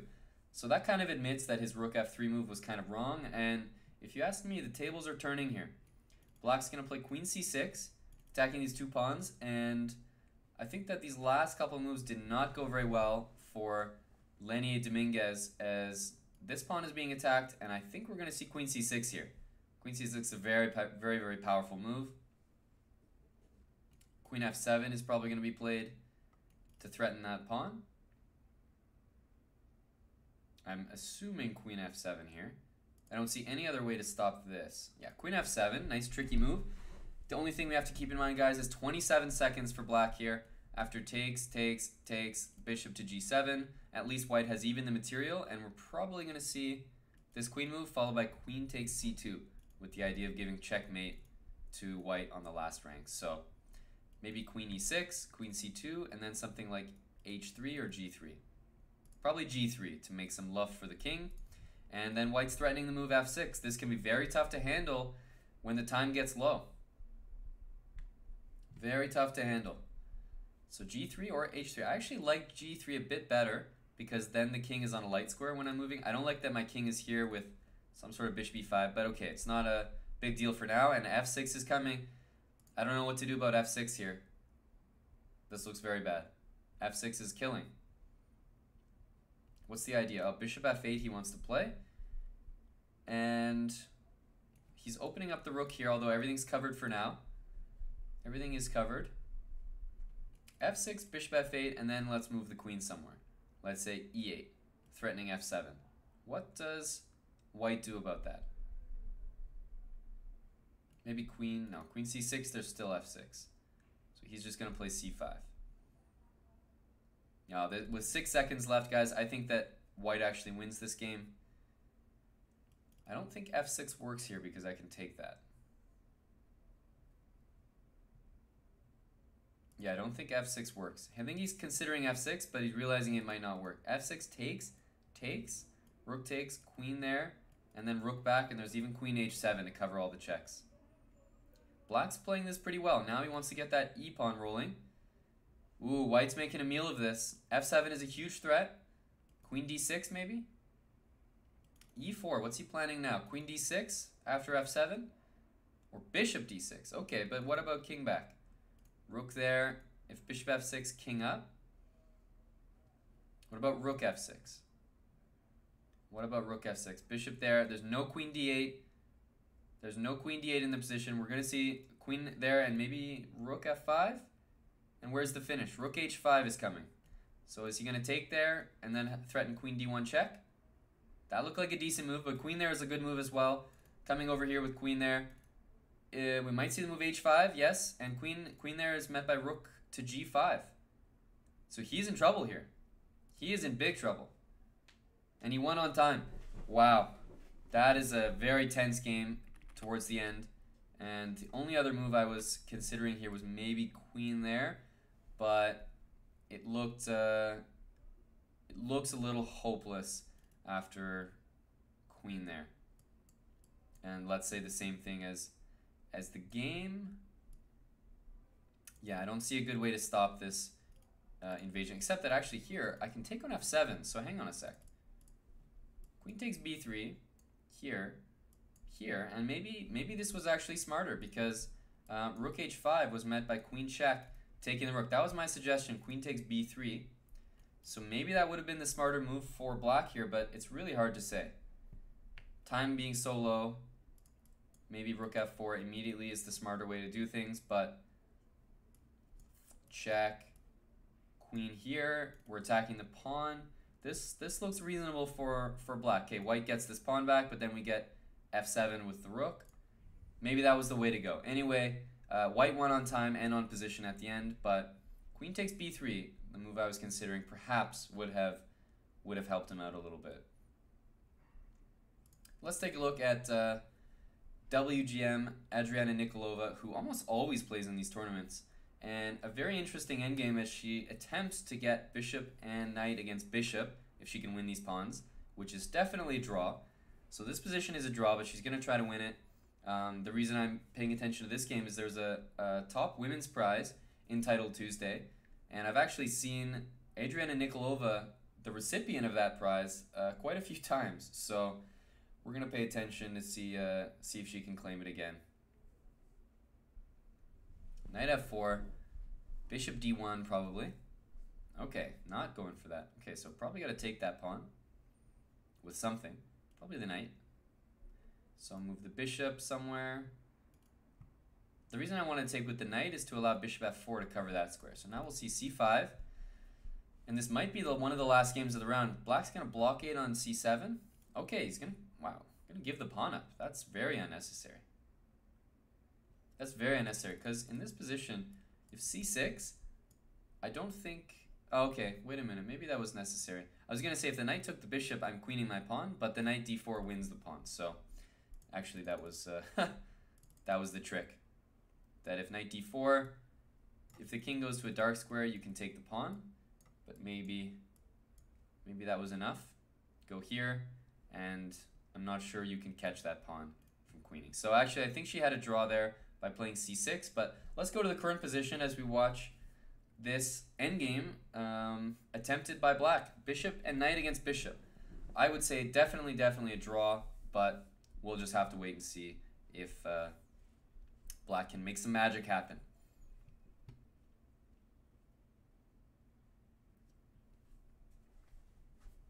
This is one of the last games of the round, guys, so we're gonna follow this one through. Yeah, knight b5 forks if I get a queen. Alex Gabrielov in the Twitch chat. But the problem with that is if you take my queen at the end, that's just a draw. King and bishop against king. So I was saying that not that white wins in that final position, but that white has enough for a draw. White has enough for a draw.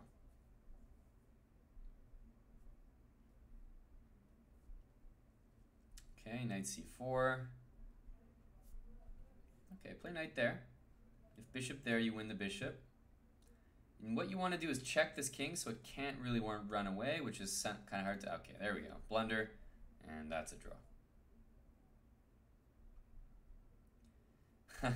Blundering the knight is not the way to win the endgame. And she has declined a draw, but finally she takes the piece, and they make a draw. I think that is the last game of the round. Let me just double check that. That would mean, yeah, that was the last game of the round. We are at the halfway point of the tournament.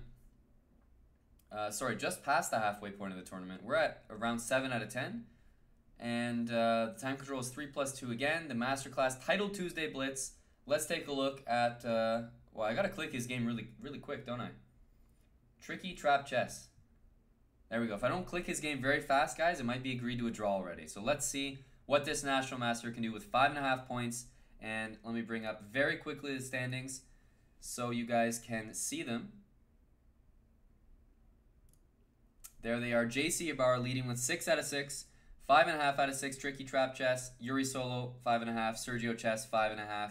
And then there's a chasing pack with 5 out of 6. So as you can see, Sebastian closing in on everybody. And National Master Wei 1999. Don't know who this person is from Latvia, but also doing very well. But let's get back to the game here, as it is heating up with Tricky Trap Chess playing a French. And we've seen him play the French before. Not to very good effect, honestly. He was pretty much working with no space in the game against, I think it was Matej Bartel. But that didn't stop him from winning that game in amazing fashion, as we all tuned into that earlier in the broadcast. And Black offers a draw. That seems to be his technique. He plays a couple moves, he offers a draw, and okay, his opponent didn't accept this time, but that seems to be part of his game plan. This is a really bad position, I'll have to say that. I mean, this looks awful. Black wants to put the knight on e4. I understand that, but this bishop is so strong in this position. Bishop d3, queen e3, castles, bishop e5. White is extremely happy here. But Tricky Trap Chess, look how fast he's playing. He is clearly very fast.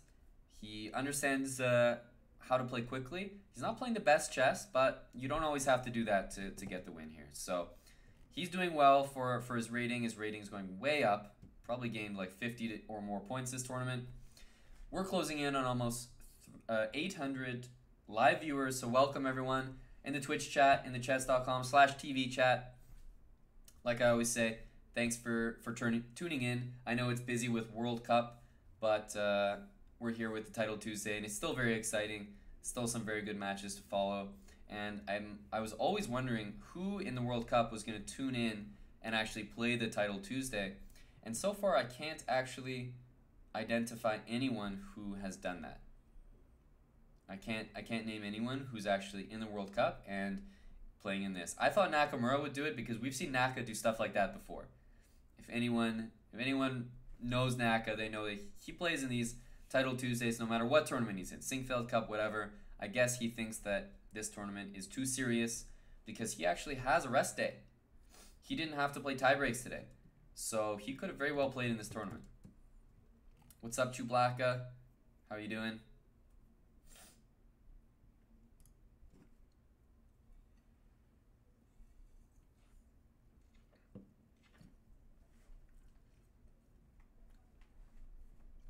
All right, queen to e3, queen c7. White's gonna have ideas like rook to a7. This pawn is always something to keep an eye on, and you notice that this knight, it's not very good for Black to have those double pawns, but then it's an opposite bishop position, and that's where Black gets his drawing chances. Look at the time. I keep mentioning it because I think it's one of the main weapons of Tricky Trap Chess. We gotta see bishop here, right? Or no, after bishop takes, there's pawn takes, so that's not even very good at all. Yeah, I think that's just a pawn for the good guys here, as Yuri Solo, who is Yuri Solodovnichenko from the Ukraine. I think he's just picking up material. That's a pawn. And I'm not sure what Black is threatening over here, but he would love an opposite bishop position. Rook c6. Okay, Black has offered a draw, of course. b5, bishop b7. Probably b6.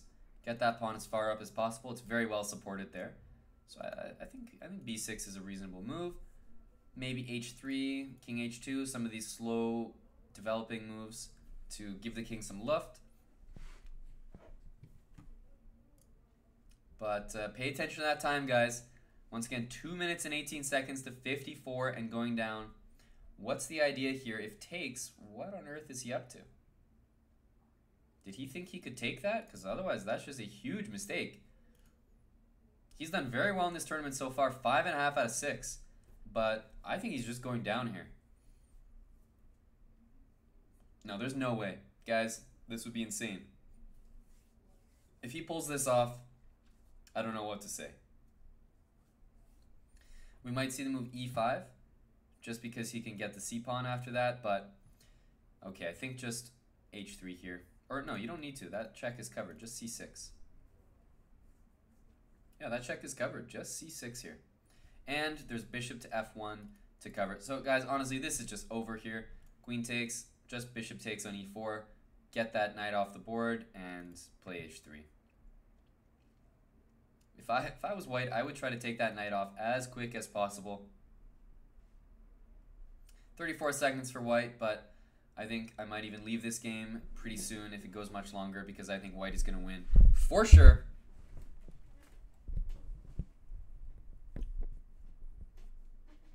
Okay, just take that. I don't see what the threat is.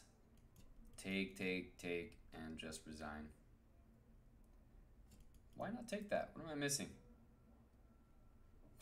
Taking is so simple. Okay, bishop there. Okay, he wants to play the queen to e5. Anything wins here. We're going to stay to the end of this. Queen e5 and, okay, resign. I think the end of the line for tricky trap chess. Yep, he goes down. He's had a good run and it's not even over yet. But finally, someone does take him down. He's had a lot of really bad positions, so finally someone was able to convert. Yuri Solo moves to 6.5 out of 7, which is quite a good score for him. And let's take a look at another game here. We have Grigory Oparin against, I believe that's Anthony Bilodeau from France. But it has a Russian flag. Ah, no. A. Bilodeau is a French name, but the person I believe is Alexeyenko. I remember checking that. Alexeyenko from Russia actually goes down here to Grigory Oparin. So that was the rook h8 mate and rook takes c8. Do we have, where are the rest of the games? There should be a few more games going on. That was a very fast game that we actually looked at. So let's take a look at the young prodigy, Nihal Sarin from India. A very, very high rated guy on Chess.com. 2645. I mean, he is such a young guy, and he's playing against Plat e3 from Argentina, who looks to lay the herd on him with h5 here. And king g2 and rook h1. I think white is completely crushing here. If black survives this, it looks like a French gone wrong. It actually looks like a French with b4 and a3. And I'm going to check the opening after. But it looks like the wing gambit. And if you take there, there's rook takes f6. Little trick. It doesn't even work because of rook to h4 check, but something to watch out for in the position. But no, this is just game over. There's mates coming everywhere. Yep, resignation. And what was the opening? It looked like some sort of wing gambit. It wasn't, which is so surprising. Wow, okay. Well, it turned into a position that it looks exactly like a French.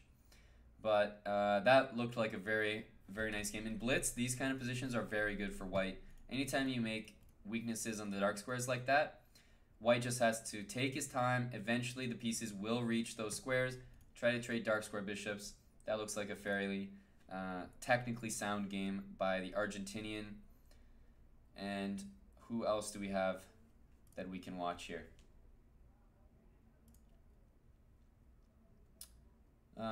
We have maybe this game. We haven't taken a look at V. Sergey, who I believe is Sergey Volkov from Russia, Grandmaster, and he actually has a reputation for being one of the most solid players in Russia. He's not the highest rated, that's for sure, and you definitely wouldn't know of him in terms of being one of the strongest Russians, but he plays a lot of open tournaments. He's very, very good in them. He knows how to beat low-rated players, and he plays the French with black, and he's so solid with it that it sometimes is very annoying to try to beat him.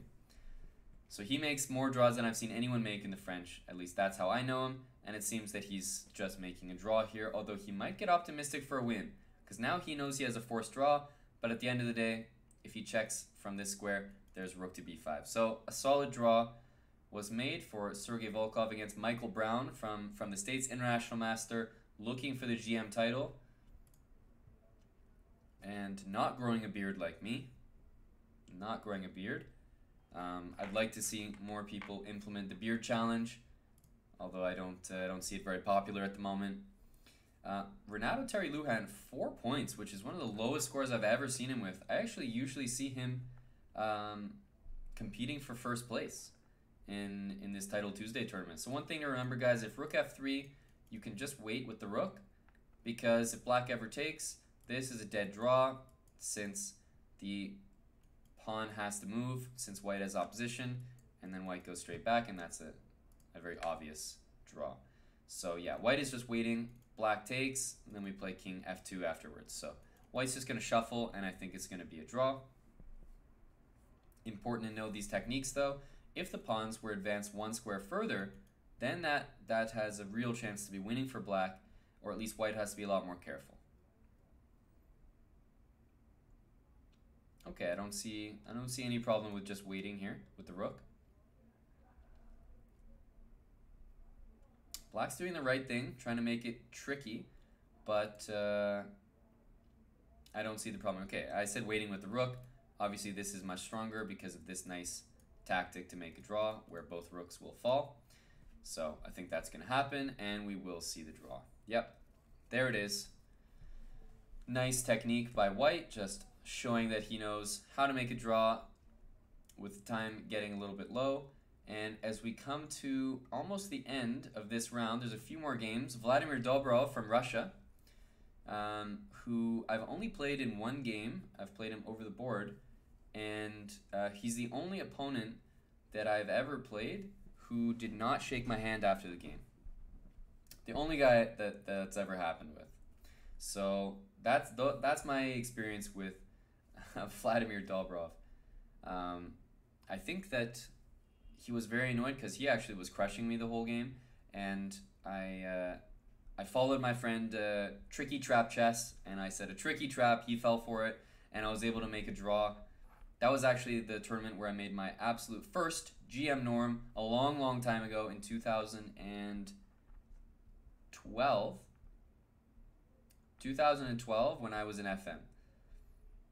I made my first GM norm, and largely in part to not losing that game against Vladimir Dobrov.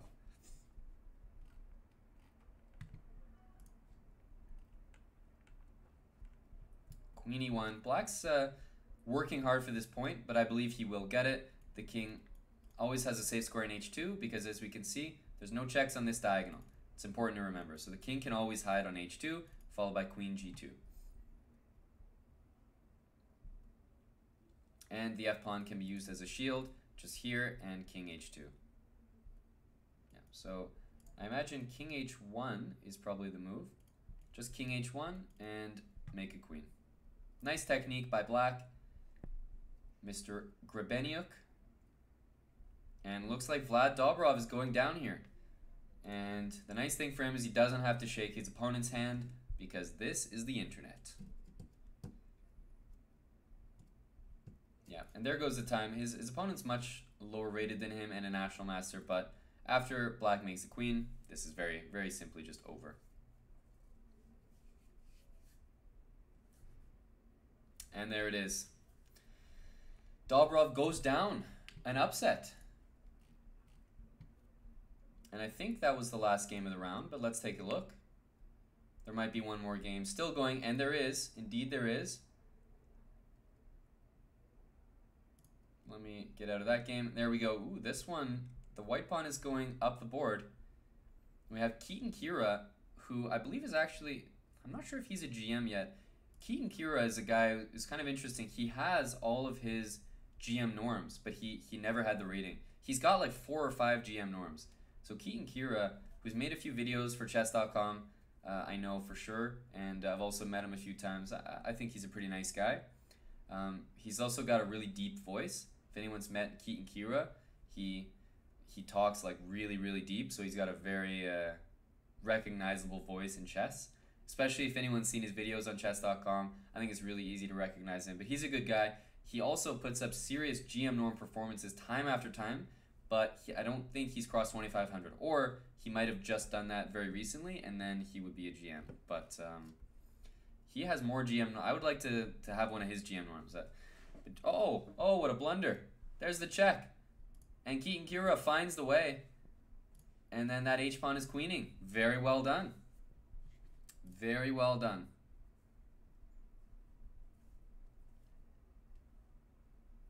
All right. Let's update you guys on the standings, first of all, as we go into round 8. And here they are on the screen. We have 2 players tied for first place with great tournaments so far, 6.5 out of 7. Reminder that this is a 10-round tournament, not 9 rounds, so there are still 3 more games, round 8, 9, and 10. Then we have the chasing pack, Sebastian, 6 out of 7, and we got to take a look at this National Master Wei Yi guy. I think we saw him, did we see him lose the first game? Or I just mentioned that he was in the tournament, I'm not sure. But I remember checking his game once, I saw him lose, and now he's got 6 out of 7. So that's very impressive. 6 out of 7 for a lot of people. Tricky trap chess, still in the running with the best tie breaks at 5.5. And otherwise, let's get into the games, guys. But I think we should take a look at NM Wei Yi 1999, who I think has earned our attention. So where is he? There is his game. All right, playing with the black pieces against Azuria 1-2-3. Let me get those standings off the screen now. Let's take a look at this. It looks like the typical ready that we always see, right? Okay, there we go. Black just wants to be super solid with moves like that. Of course, if queen takes, there's knight e5 and knight takes. And Wei Yi, 1999, has offered a draw. And I imagine we'll see knight to e5 here. Why not? Yeah, knight e5, takes, take. Okay, there's no way that black can complain about this position. And what's with these National Masters offering draws? Is this a technique that I'm not aware of? Are there some National Masters in chat who can verify this technique?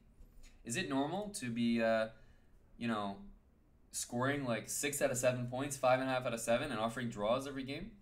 Is that how you get your higher-rated opponents off kilter or something?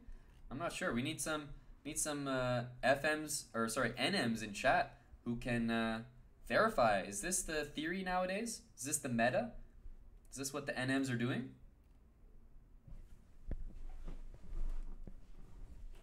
This is not the real Wei Yi, I should say, but he has aptly named himself Wei Yi 1999, so I will refer to him by his name. But I think black is totally fine here. Slightly better for white, but nothing to write to mom about.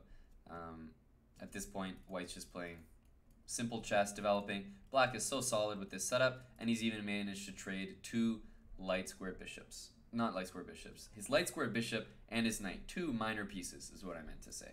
Always good to make trades when you have less space. So black, with all his pieces on the 6th rank or behind, doesn't have as much space as white, who's got that nice central pawn, but that's why I was mentioning that it's very important. He has traded some pieces off.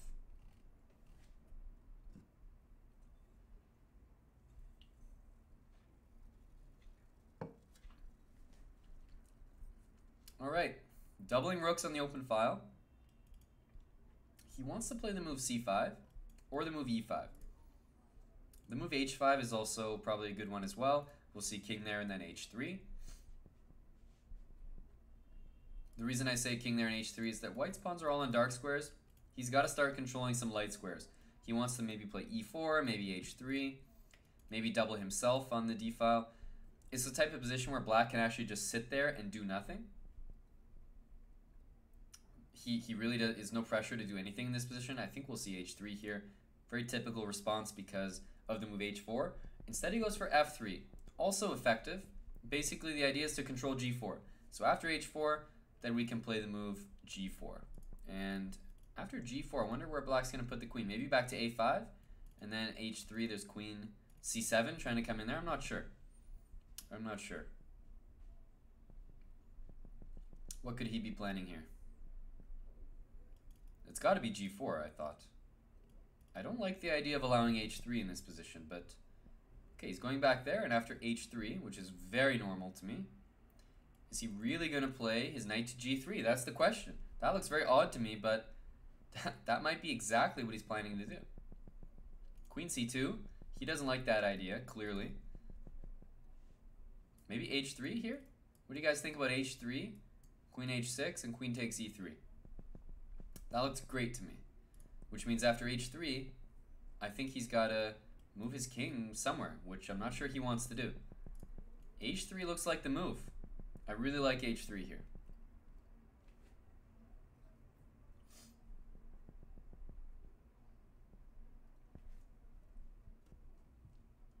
Okay, he did it. Whoa, king to f2 and e2 plays it so quickly. Like what nonsense is this? King on e2, guys. This has to be good for black. What is king on e2? Very, very strange stuff. But we have to say the king is kind of safe. The only thing is that this pawn can be a target for the black bishop later on in the game. f5 is coming. This bishop is not really doing anything on b2. I think that Izoria is getting dominated by this Latvian national master. I'll just say that. Maybe bishop to c3 here with the idea of bishop e1, but I'm not sure. f5 is coming. That's a very, very active approach. Bishop e1, we can always bring the queen back to h6 or h7. I like the move f5, and he's played it. f5 on the board. What's with these national masters, guys? They're doing damage right now, especially to GMs. Gaussian Eliminator, am I secretly shaving my beard? No, absolutely not. I would never disrespect a challenge like that, especially one I set for myself. I think you can tell I'm not shaving because there's actually beard hairs from my mustache that are creeping into my mouth, and I'm not shaving them. I'm doing a real challenge here. No shave until GM, not even a trim. Queen to h5. Queen to e4. So white's achieved kind of a nice setup. The only thing is this pawn is actually very strong. And after something like bishop f6, he's really got to be concerned about that d pawn. Ties almost all of his pieces down. I wonder if he's going to go here or if he's going to go bishop d6. Instead he says, you know what, Hambleton, NM's no better than I am's, bishop a3, and targeting that rook. Targeting that rook. Rook to e7. Now the queen moves. I think, is he going to switch over to the e file, or is he going to switch over to the f file with rook f8 and rook f7? Targeting the f3 pawn. That looks really scary. What about rook f8 here? Rook f8 and then rook f7 makes a pretty unstoppable threat. No, he's targeting this pawn. He's going to play this and this. I think that white is toast here. If rook g1, there's h2, so it goes rook h1, but I wouldn't be surprised if there is a killer blow coming very, very shortly. Rook f8, we're going to see rook f7. Ooh, g5 is probably crushing here. Bishop takes f4 is also just mate. So, yeah, anything here. I think bishop f4 is the simplest. Bishop f4 is the simplest, I think. But g5 also looks very appetizing because it doesn't sacrifice anything. But, I mean, bishop f4 has got to be checkmate.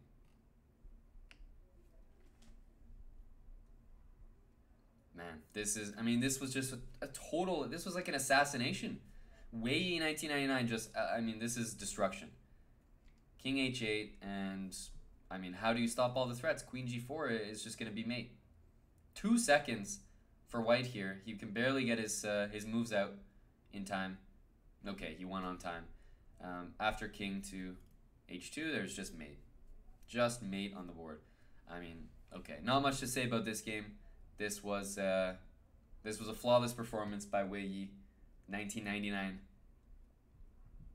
Let's take a look at another game, because I know Izoria also to be a very safe and pragmatic player, but once again we see a national master dismantling a GM. Very, very, very nice play by black here. The unknown national master from Latvia. That rating is going to go up and up with games like this. Let's take a look at Grandmaster Sebastian Lenier Dominguez, who is losing. Let's face it, guys, he is losing here.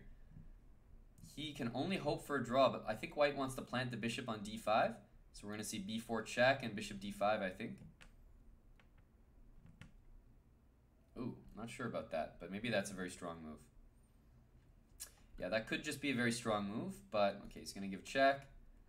He's going to go back and then give check, and then king there, I assume. And then black's going to run like that.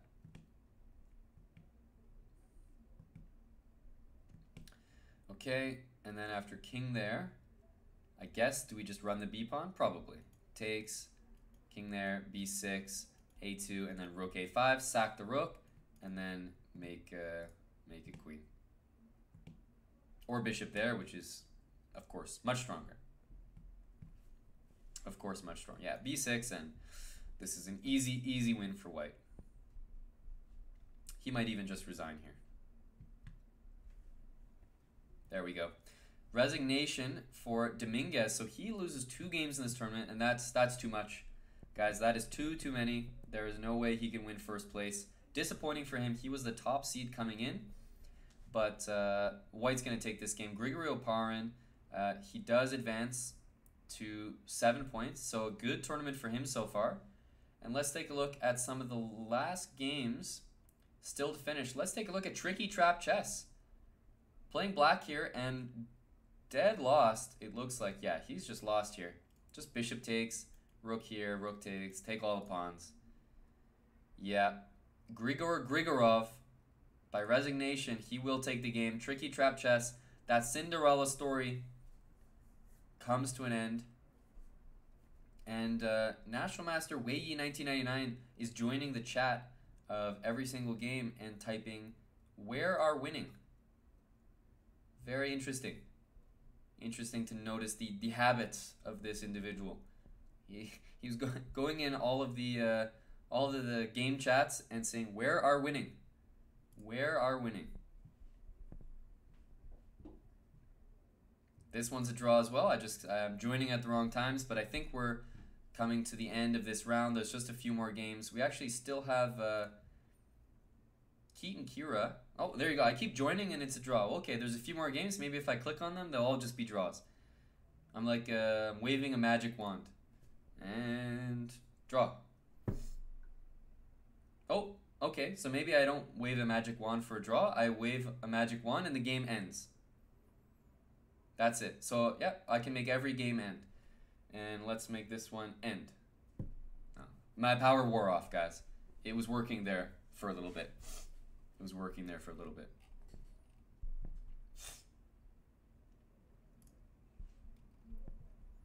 This one looks like it is winning, though. Yeah, this one should be winning. There's enough space between the pawns. 4 files is definitely enough. We can play pawn up, followed by rook here, king there. We need 1, 2, we need 1, 2, 3 moves, which is not in time for white's king to come. So if white's king was on this file, there would be enough time. Here, black just has to go like that, or like that. We can't wait for this rook h8 move to come in, and then all black has to do is give a check and get that king off the last rank, or keep moving this way in order to make the draw. Or sorry, to make the win.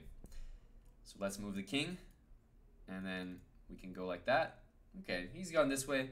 Doesn't really matter. We're going to see the king go here.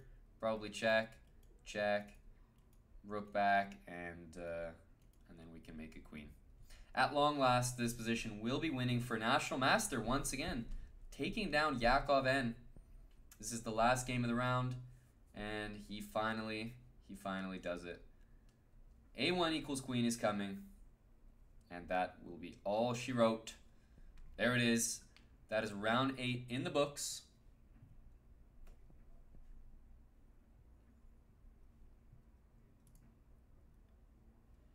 And let me show the standings. There we go. Sergio Chess, Yuri Solo, JC Ibarra, Weiyi 1999, and Grigory Oparin, all 7 out of 8. This is going to be a photo finish, guys. A lot of people near the top. And unfortunately for Grandmaster Sebastian and those chasing with 6 points, I don't think that's going to be enough to take first or even be on the podium. But 6.5 here, there's definitely still some chances. Definitely some chances. So let's take a look at the games. We got Sergio Chess and Grigory Oparin. Sergio Chess has been impressing us so far, but guys, you remember when he took a draw against Tricky Trap Chess? That was not a very good decision, if I may say so right now. I feel that half a point is already coming back to bite him. I don't think that that was very smart. He may regret that decision presently. Yodelmeister, hello, hello. You did just hear photo finish. You did, because this is a 10-round tournament, not 9 rounds, so there's still 2 more games, guys. Don't forget that. And in those 2 more games, we will decide a winner of this Title Tuesday for September. We have a Hedgehog here, which is an opening I like to play in Classical and Blitz, although I'm probably not going to play it in Classical anymore because it's just so nice to play white with all that space.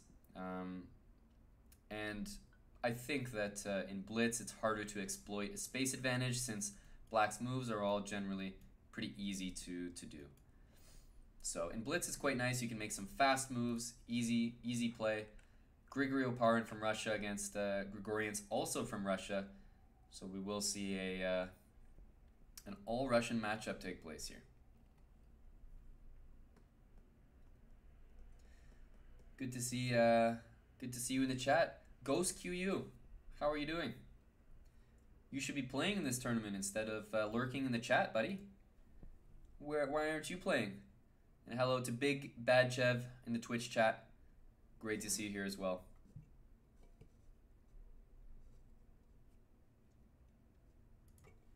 Alright, rook to c8. We have this awkward queen on a7, but there are some ideas using it on the diagonal there, but mostly Black puts his queen on a8. I actually don't like the queen on a8. I find that it's really easy to defend the e-pawn, and then the queen seems weird on a8, but the nice thing about Black's position is you can do a lot of shuffling without getting punished.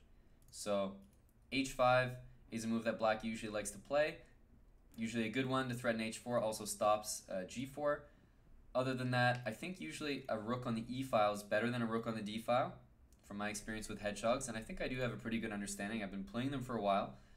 Not to great effect, but at least I know the plans. Usually you want the rook to follow the queen around, so that if you ever play e5, there's a rook staring the queen down in the face, and also this h5 move I mentioned would have stopped g4. So a few things I would have done differently with Grigory Oparin's position, but the only thing that he has is the move d5, which he may decide to play right here. Something like this. And e5 with knight e4 coming. And we attack the rook. We open up the position. In fact, I would even consider taking like this to put the knight on d3. That is a very standard move in the hedgehog positions. If you can get d5 in, you're usually very, very happy. Another way to do that is to play b5 and then d5. Also a very common break. Sacrificing a pawn. If he takes, that's not really relevant, and then getting the knight to e4. Although in this case, I don't think it's important to play the move b5. I think we can just start with d5, and that looks like a pretty reasonable move. I imagine he's calculating that right now. Like I was saying, it works a little bit better if the rook's on e8, but I think d5 is a strong move here. Am I allowed to groom my beard? I think I probably am, but I can say that I haven't. I definitely haven't. As you can see. Alright, then we have knight coming to f5, and then he plays the move rook e8. So as you can see, guys, imagine the rook was already on e8. We would have pawn takes f4. I think a bit of a slip up there by Grigory Oparin. Bit of a slip up there. Rook probably belonged on e8 first, although, as it stands, still a very normal position. Got Andrew Tang in the chat. We should have Andrew Tang in the tournament, though. We got Andrew trolling around in chat instead of playing, and trying to take out some of the top national masters in the world. Meanwhile, knight d5. I think that white has a commanding position here. I really don't like what black's done because this just blocks the rook, and it's a target for the bishop. If black takes this, white's going to play e takes, and this knight on f5 is in a dominating position. So I don't like what's gone on here, but whoa, sacrifice, and there's a tactic actually. As I'm discussing how much I hate the position, black comes up with this tactic. Very interesting. Something that we overlooked maybe, but it depends how good this is. For example, this line could be very convincing for white. So what do we think about bishop takes knight? you have to follow up with this. Okay, knight takes check, got to take it back, and then bishop d4. So if you take here, well, I might take, what will I take? Oh no, I'll just take here. But then you can take, and there's check down there. Okay, even this position is kind of interesting. It's fairly balanced. White's down a pawn, but this knight is amazing. Also, there probably is better for white. I don't know if bishop takes is smarter in something like this. But let's get back to the board. They've probably played some stuff on the board. Knight takes d5. Yeah, I don't think he liked bishop c5 there. So he does take there, which means that white can play this move if he wants. And I'm not sure the repercussions of this, because now at least you can save the queen from bishop c5, but I'm not sure that there are any good squares to save it to. This would be an interesting draw if it happened. Knight f7, knight h6, but I don't think we're going to get there. Instead, he's gone for rook takes d5, bishop takes d5, bishop takes d5, and there we go. He's found the simplest way to do it. Rook takes he did, and then bishop takes with the queen hanging in the corner. So yeah, it didn't feel like the type of sacrifice that should work out for white. Just by looking at it at first glance, everything that white was doing was very, very nice for his position. So it makes sense that black can't just find a tactic that saves the day, but it was a very scary tactic, and maybe something he missed, but white's position worked out in the end.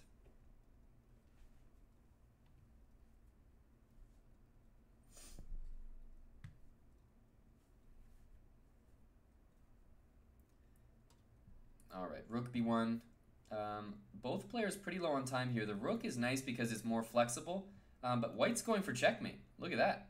He wants h6 and knight e7, but if I play here, what's happening? h6, there's f6. Okay, rook b4. Yeah. Are we going to see the pawn push up to g6? Okay, this is weird.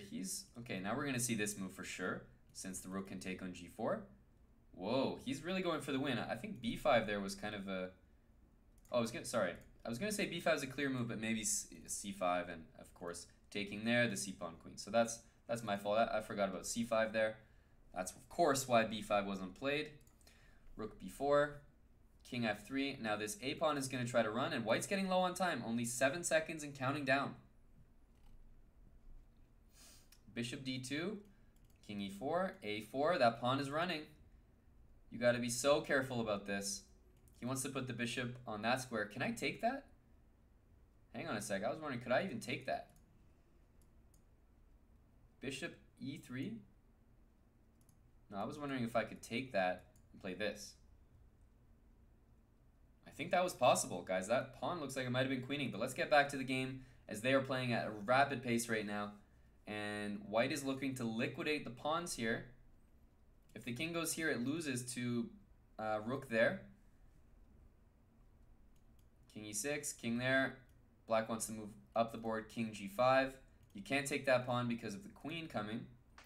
Again, if you check, the king has to go there. And then maybe rook e4, and you're threatening to take that bishop, and you're going to win one of these pawns. I think black is winning this position with some accurate play. I think that you're winning this position with some accurate play. That bishop is very hard to maintain.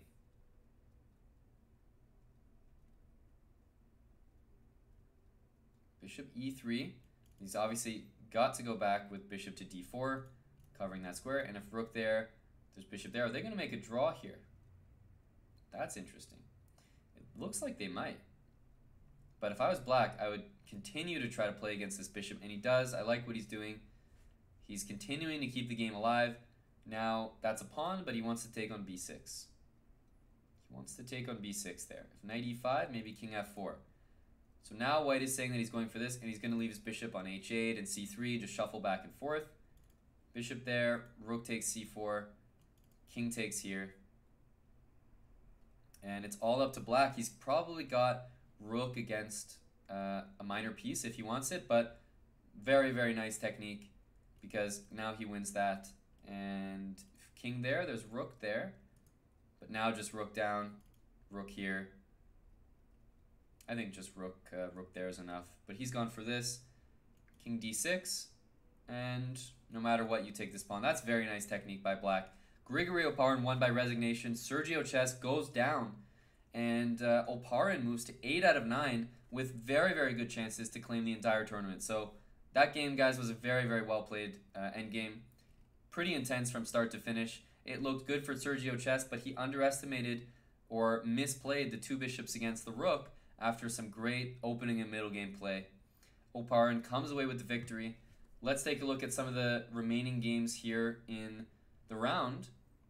Let's take a look at GM Sebastian, who is defending rook against rook and knight. And let's see if he can do it. At his level, you absolutely expect that he's able to defend such an endgame. It should be no problem. But that was very impressive by Oparin to win that.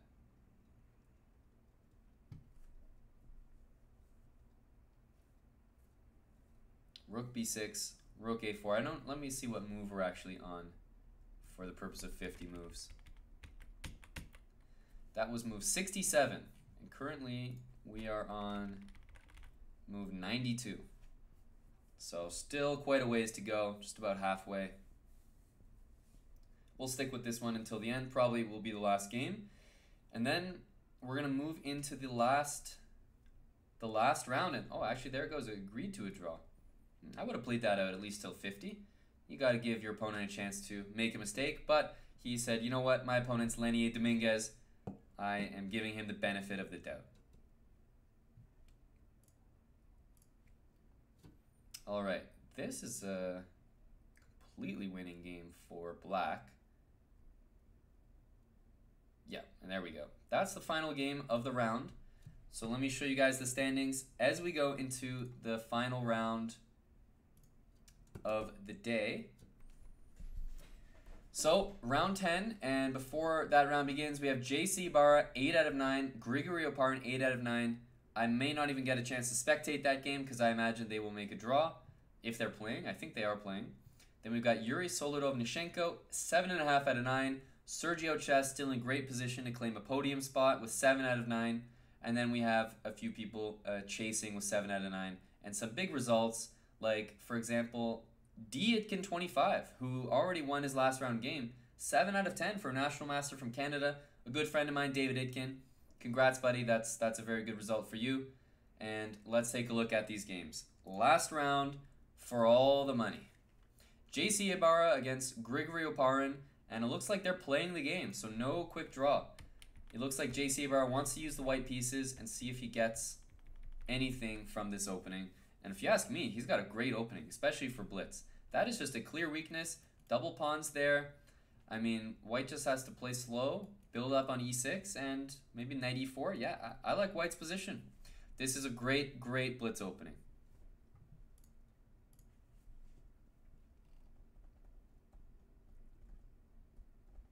Where is the competition? Grigory Oparin and JC Ibarra are running away. I'm right here and I'm coming next time. You're coming next time? Thanks, bro! We got confirmation that GM Eric Hansen does not like to see other people taking top spot in Title Tuesday. And there's the draw. I was waiting for that draw, guys. Drawn by agreement. They're going to share some of the money. That's what I expected. Soft. Round 9. Agreeing to a draw. I really like white's position here, so I think that's kind of lame.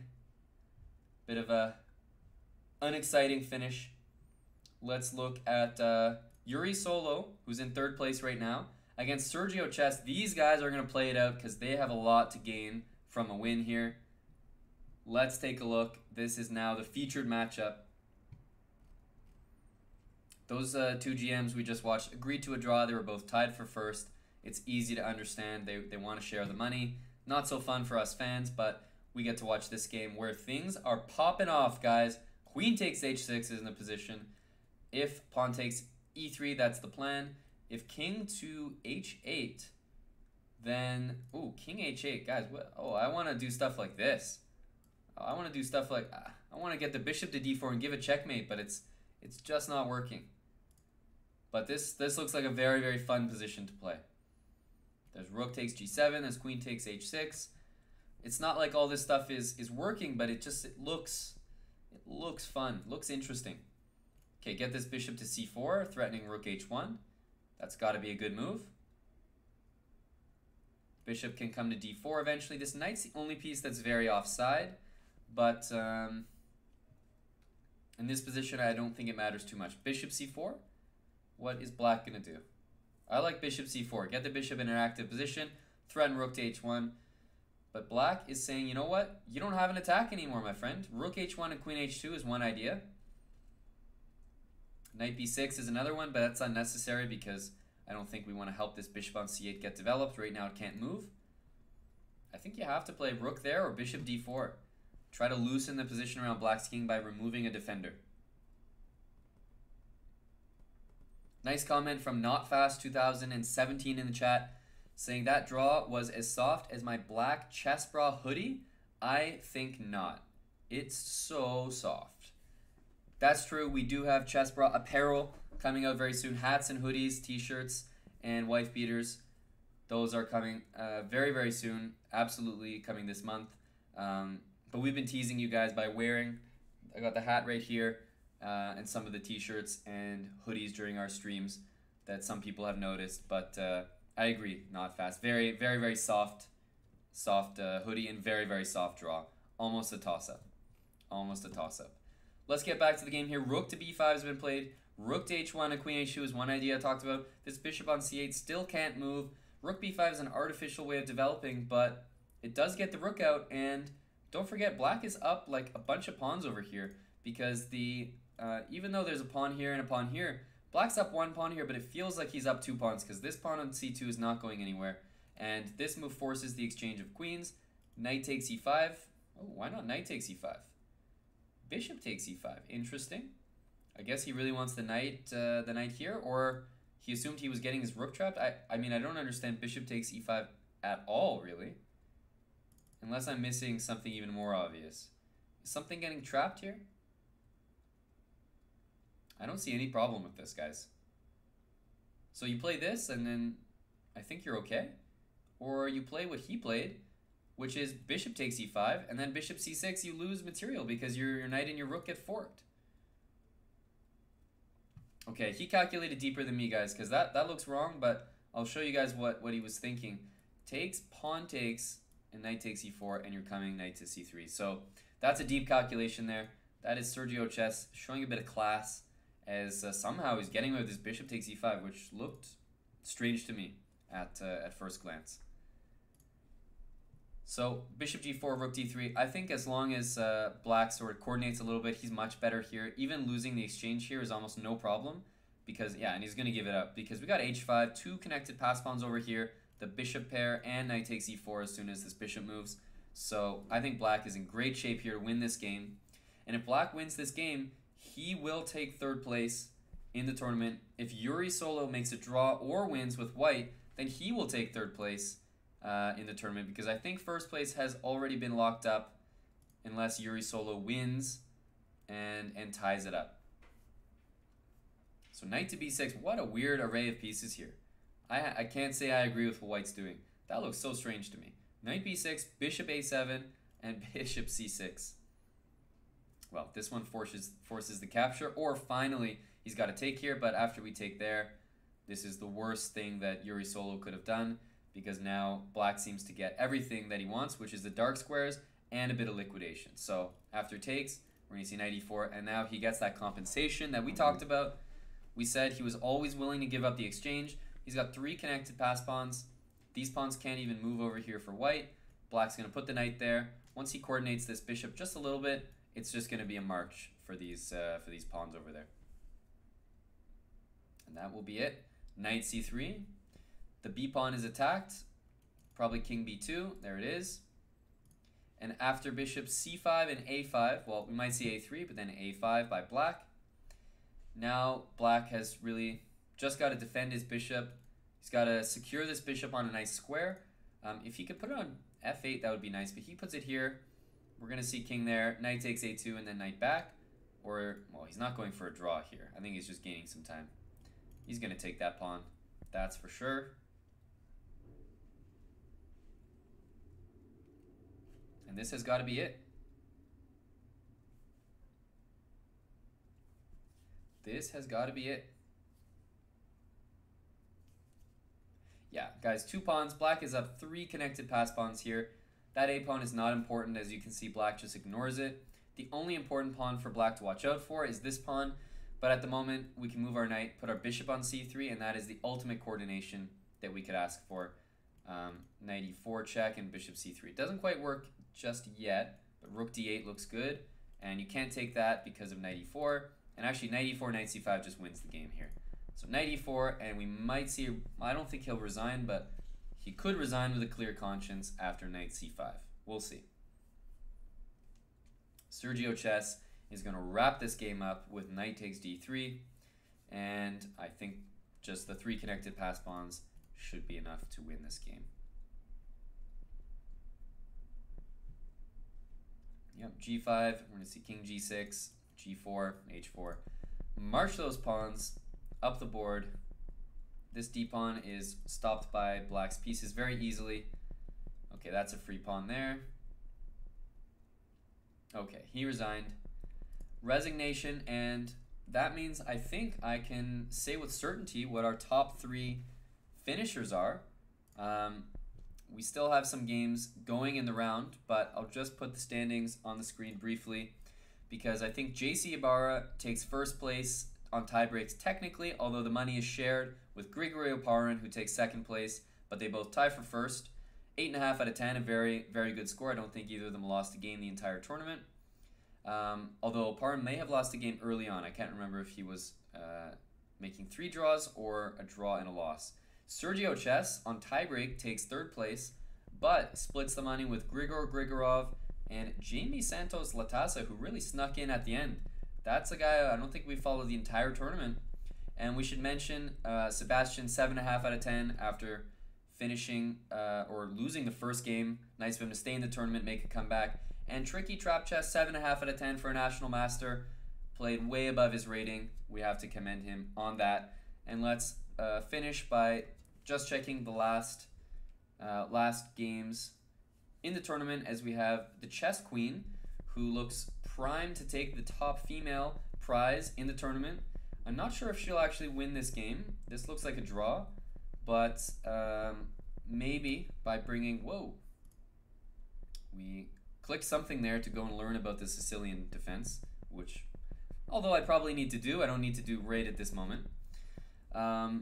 Alexander Kosteniuk here trying to get something with like a bishop on e2, king on f2, but I believe that this should be a draw, but we'll see what she can do here. One of the last games of the round against Grandmaster Kekum from Latvia.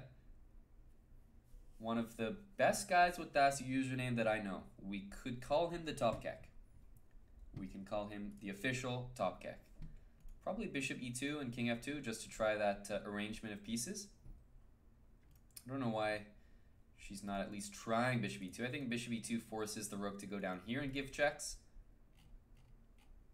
Yeah, okay, but I think rook b7 should be played to meet that. Actually, rook b7, very tricky. You can't play because rook takes g2 check. Very nice move. Now we give... Ah, sorry, the pawn is hanging, of course. And this might be a rook and bishop against rook. Rook h7, h4, and white just wants to get that king out of the corner. At this point, it's not about keeping the pawn. It's actually about getting the king out of the corner.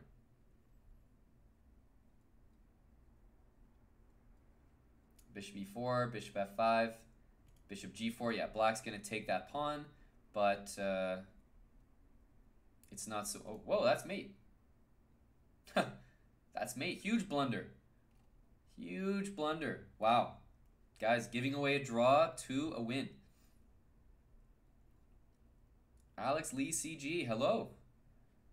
Good to see you. And there you have it, guys. The final results are on your screen. The tournament is finished. 10 rounds in the Chess.com arena.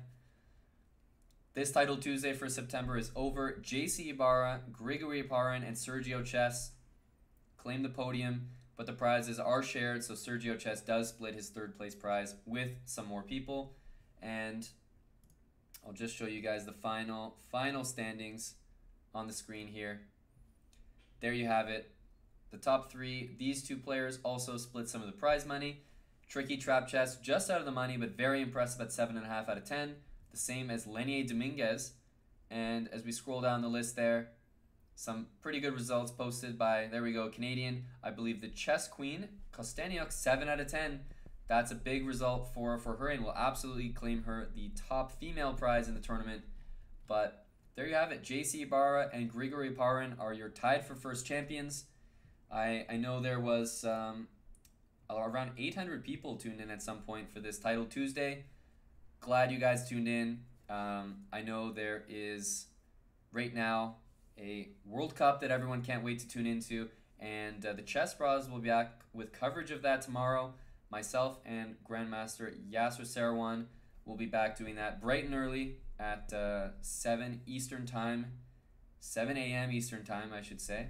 A.M. Wake up, get in there. We hope to see you guys there at twitch.tv/chess or on the Chess Bros channel. They'll be hosting, and you can tune in at chess.com/TV. So thank you guys for watching Title Tuesday. Hope you guys enjoyed, and I hope you guys wake up bright and early to tune in to the World Cup commentary tomorrow, hosted by the Chess Bros. And my Twitter is on the screen if you want to follow more of me, or you can find me at the Chess Bros channel. Thanks for watching, everybody, and have a good day.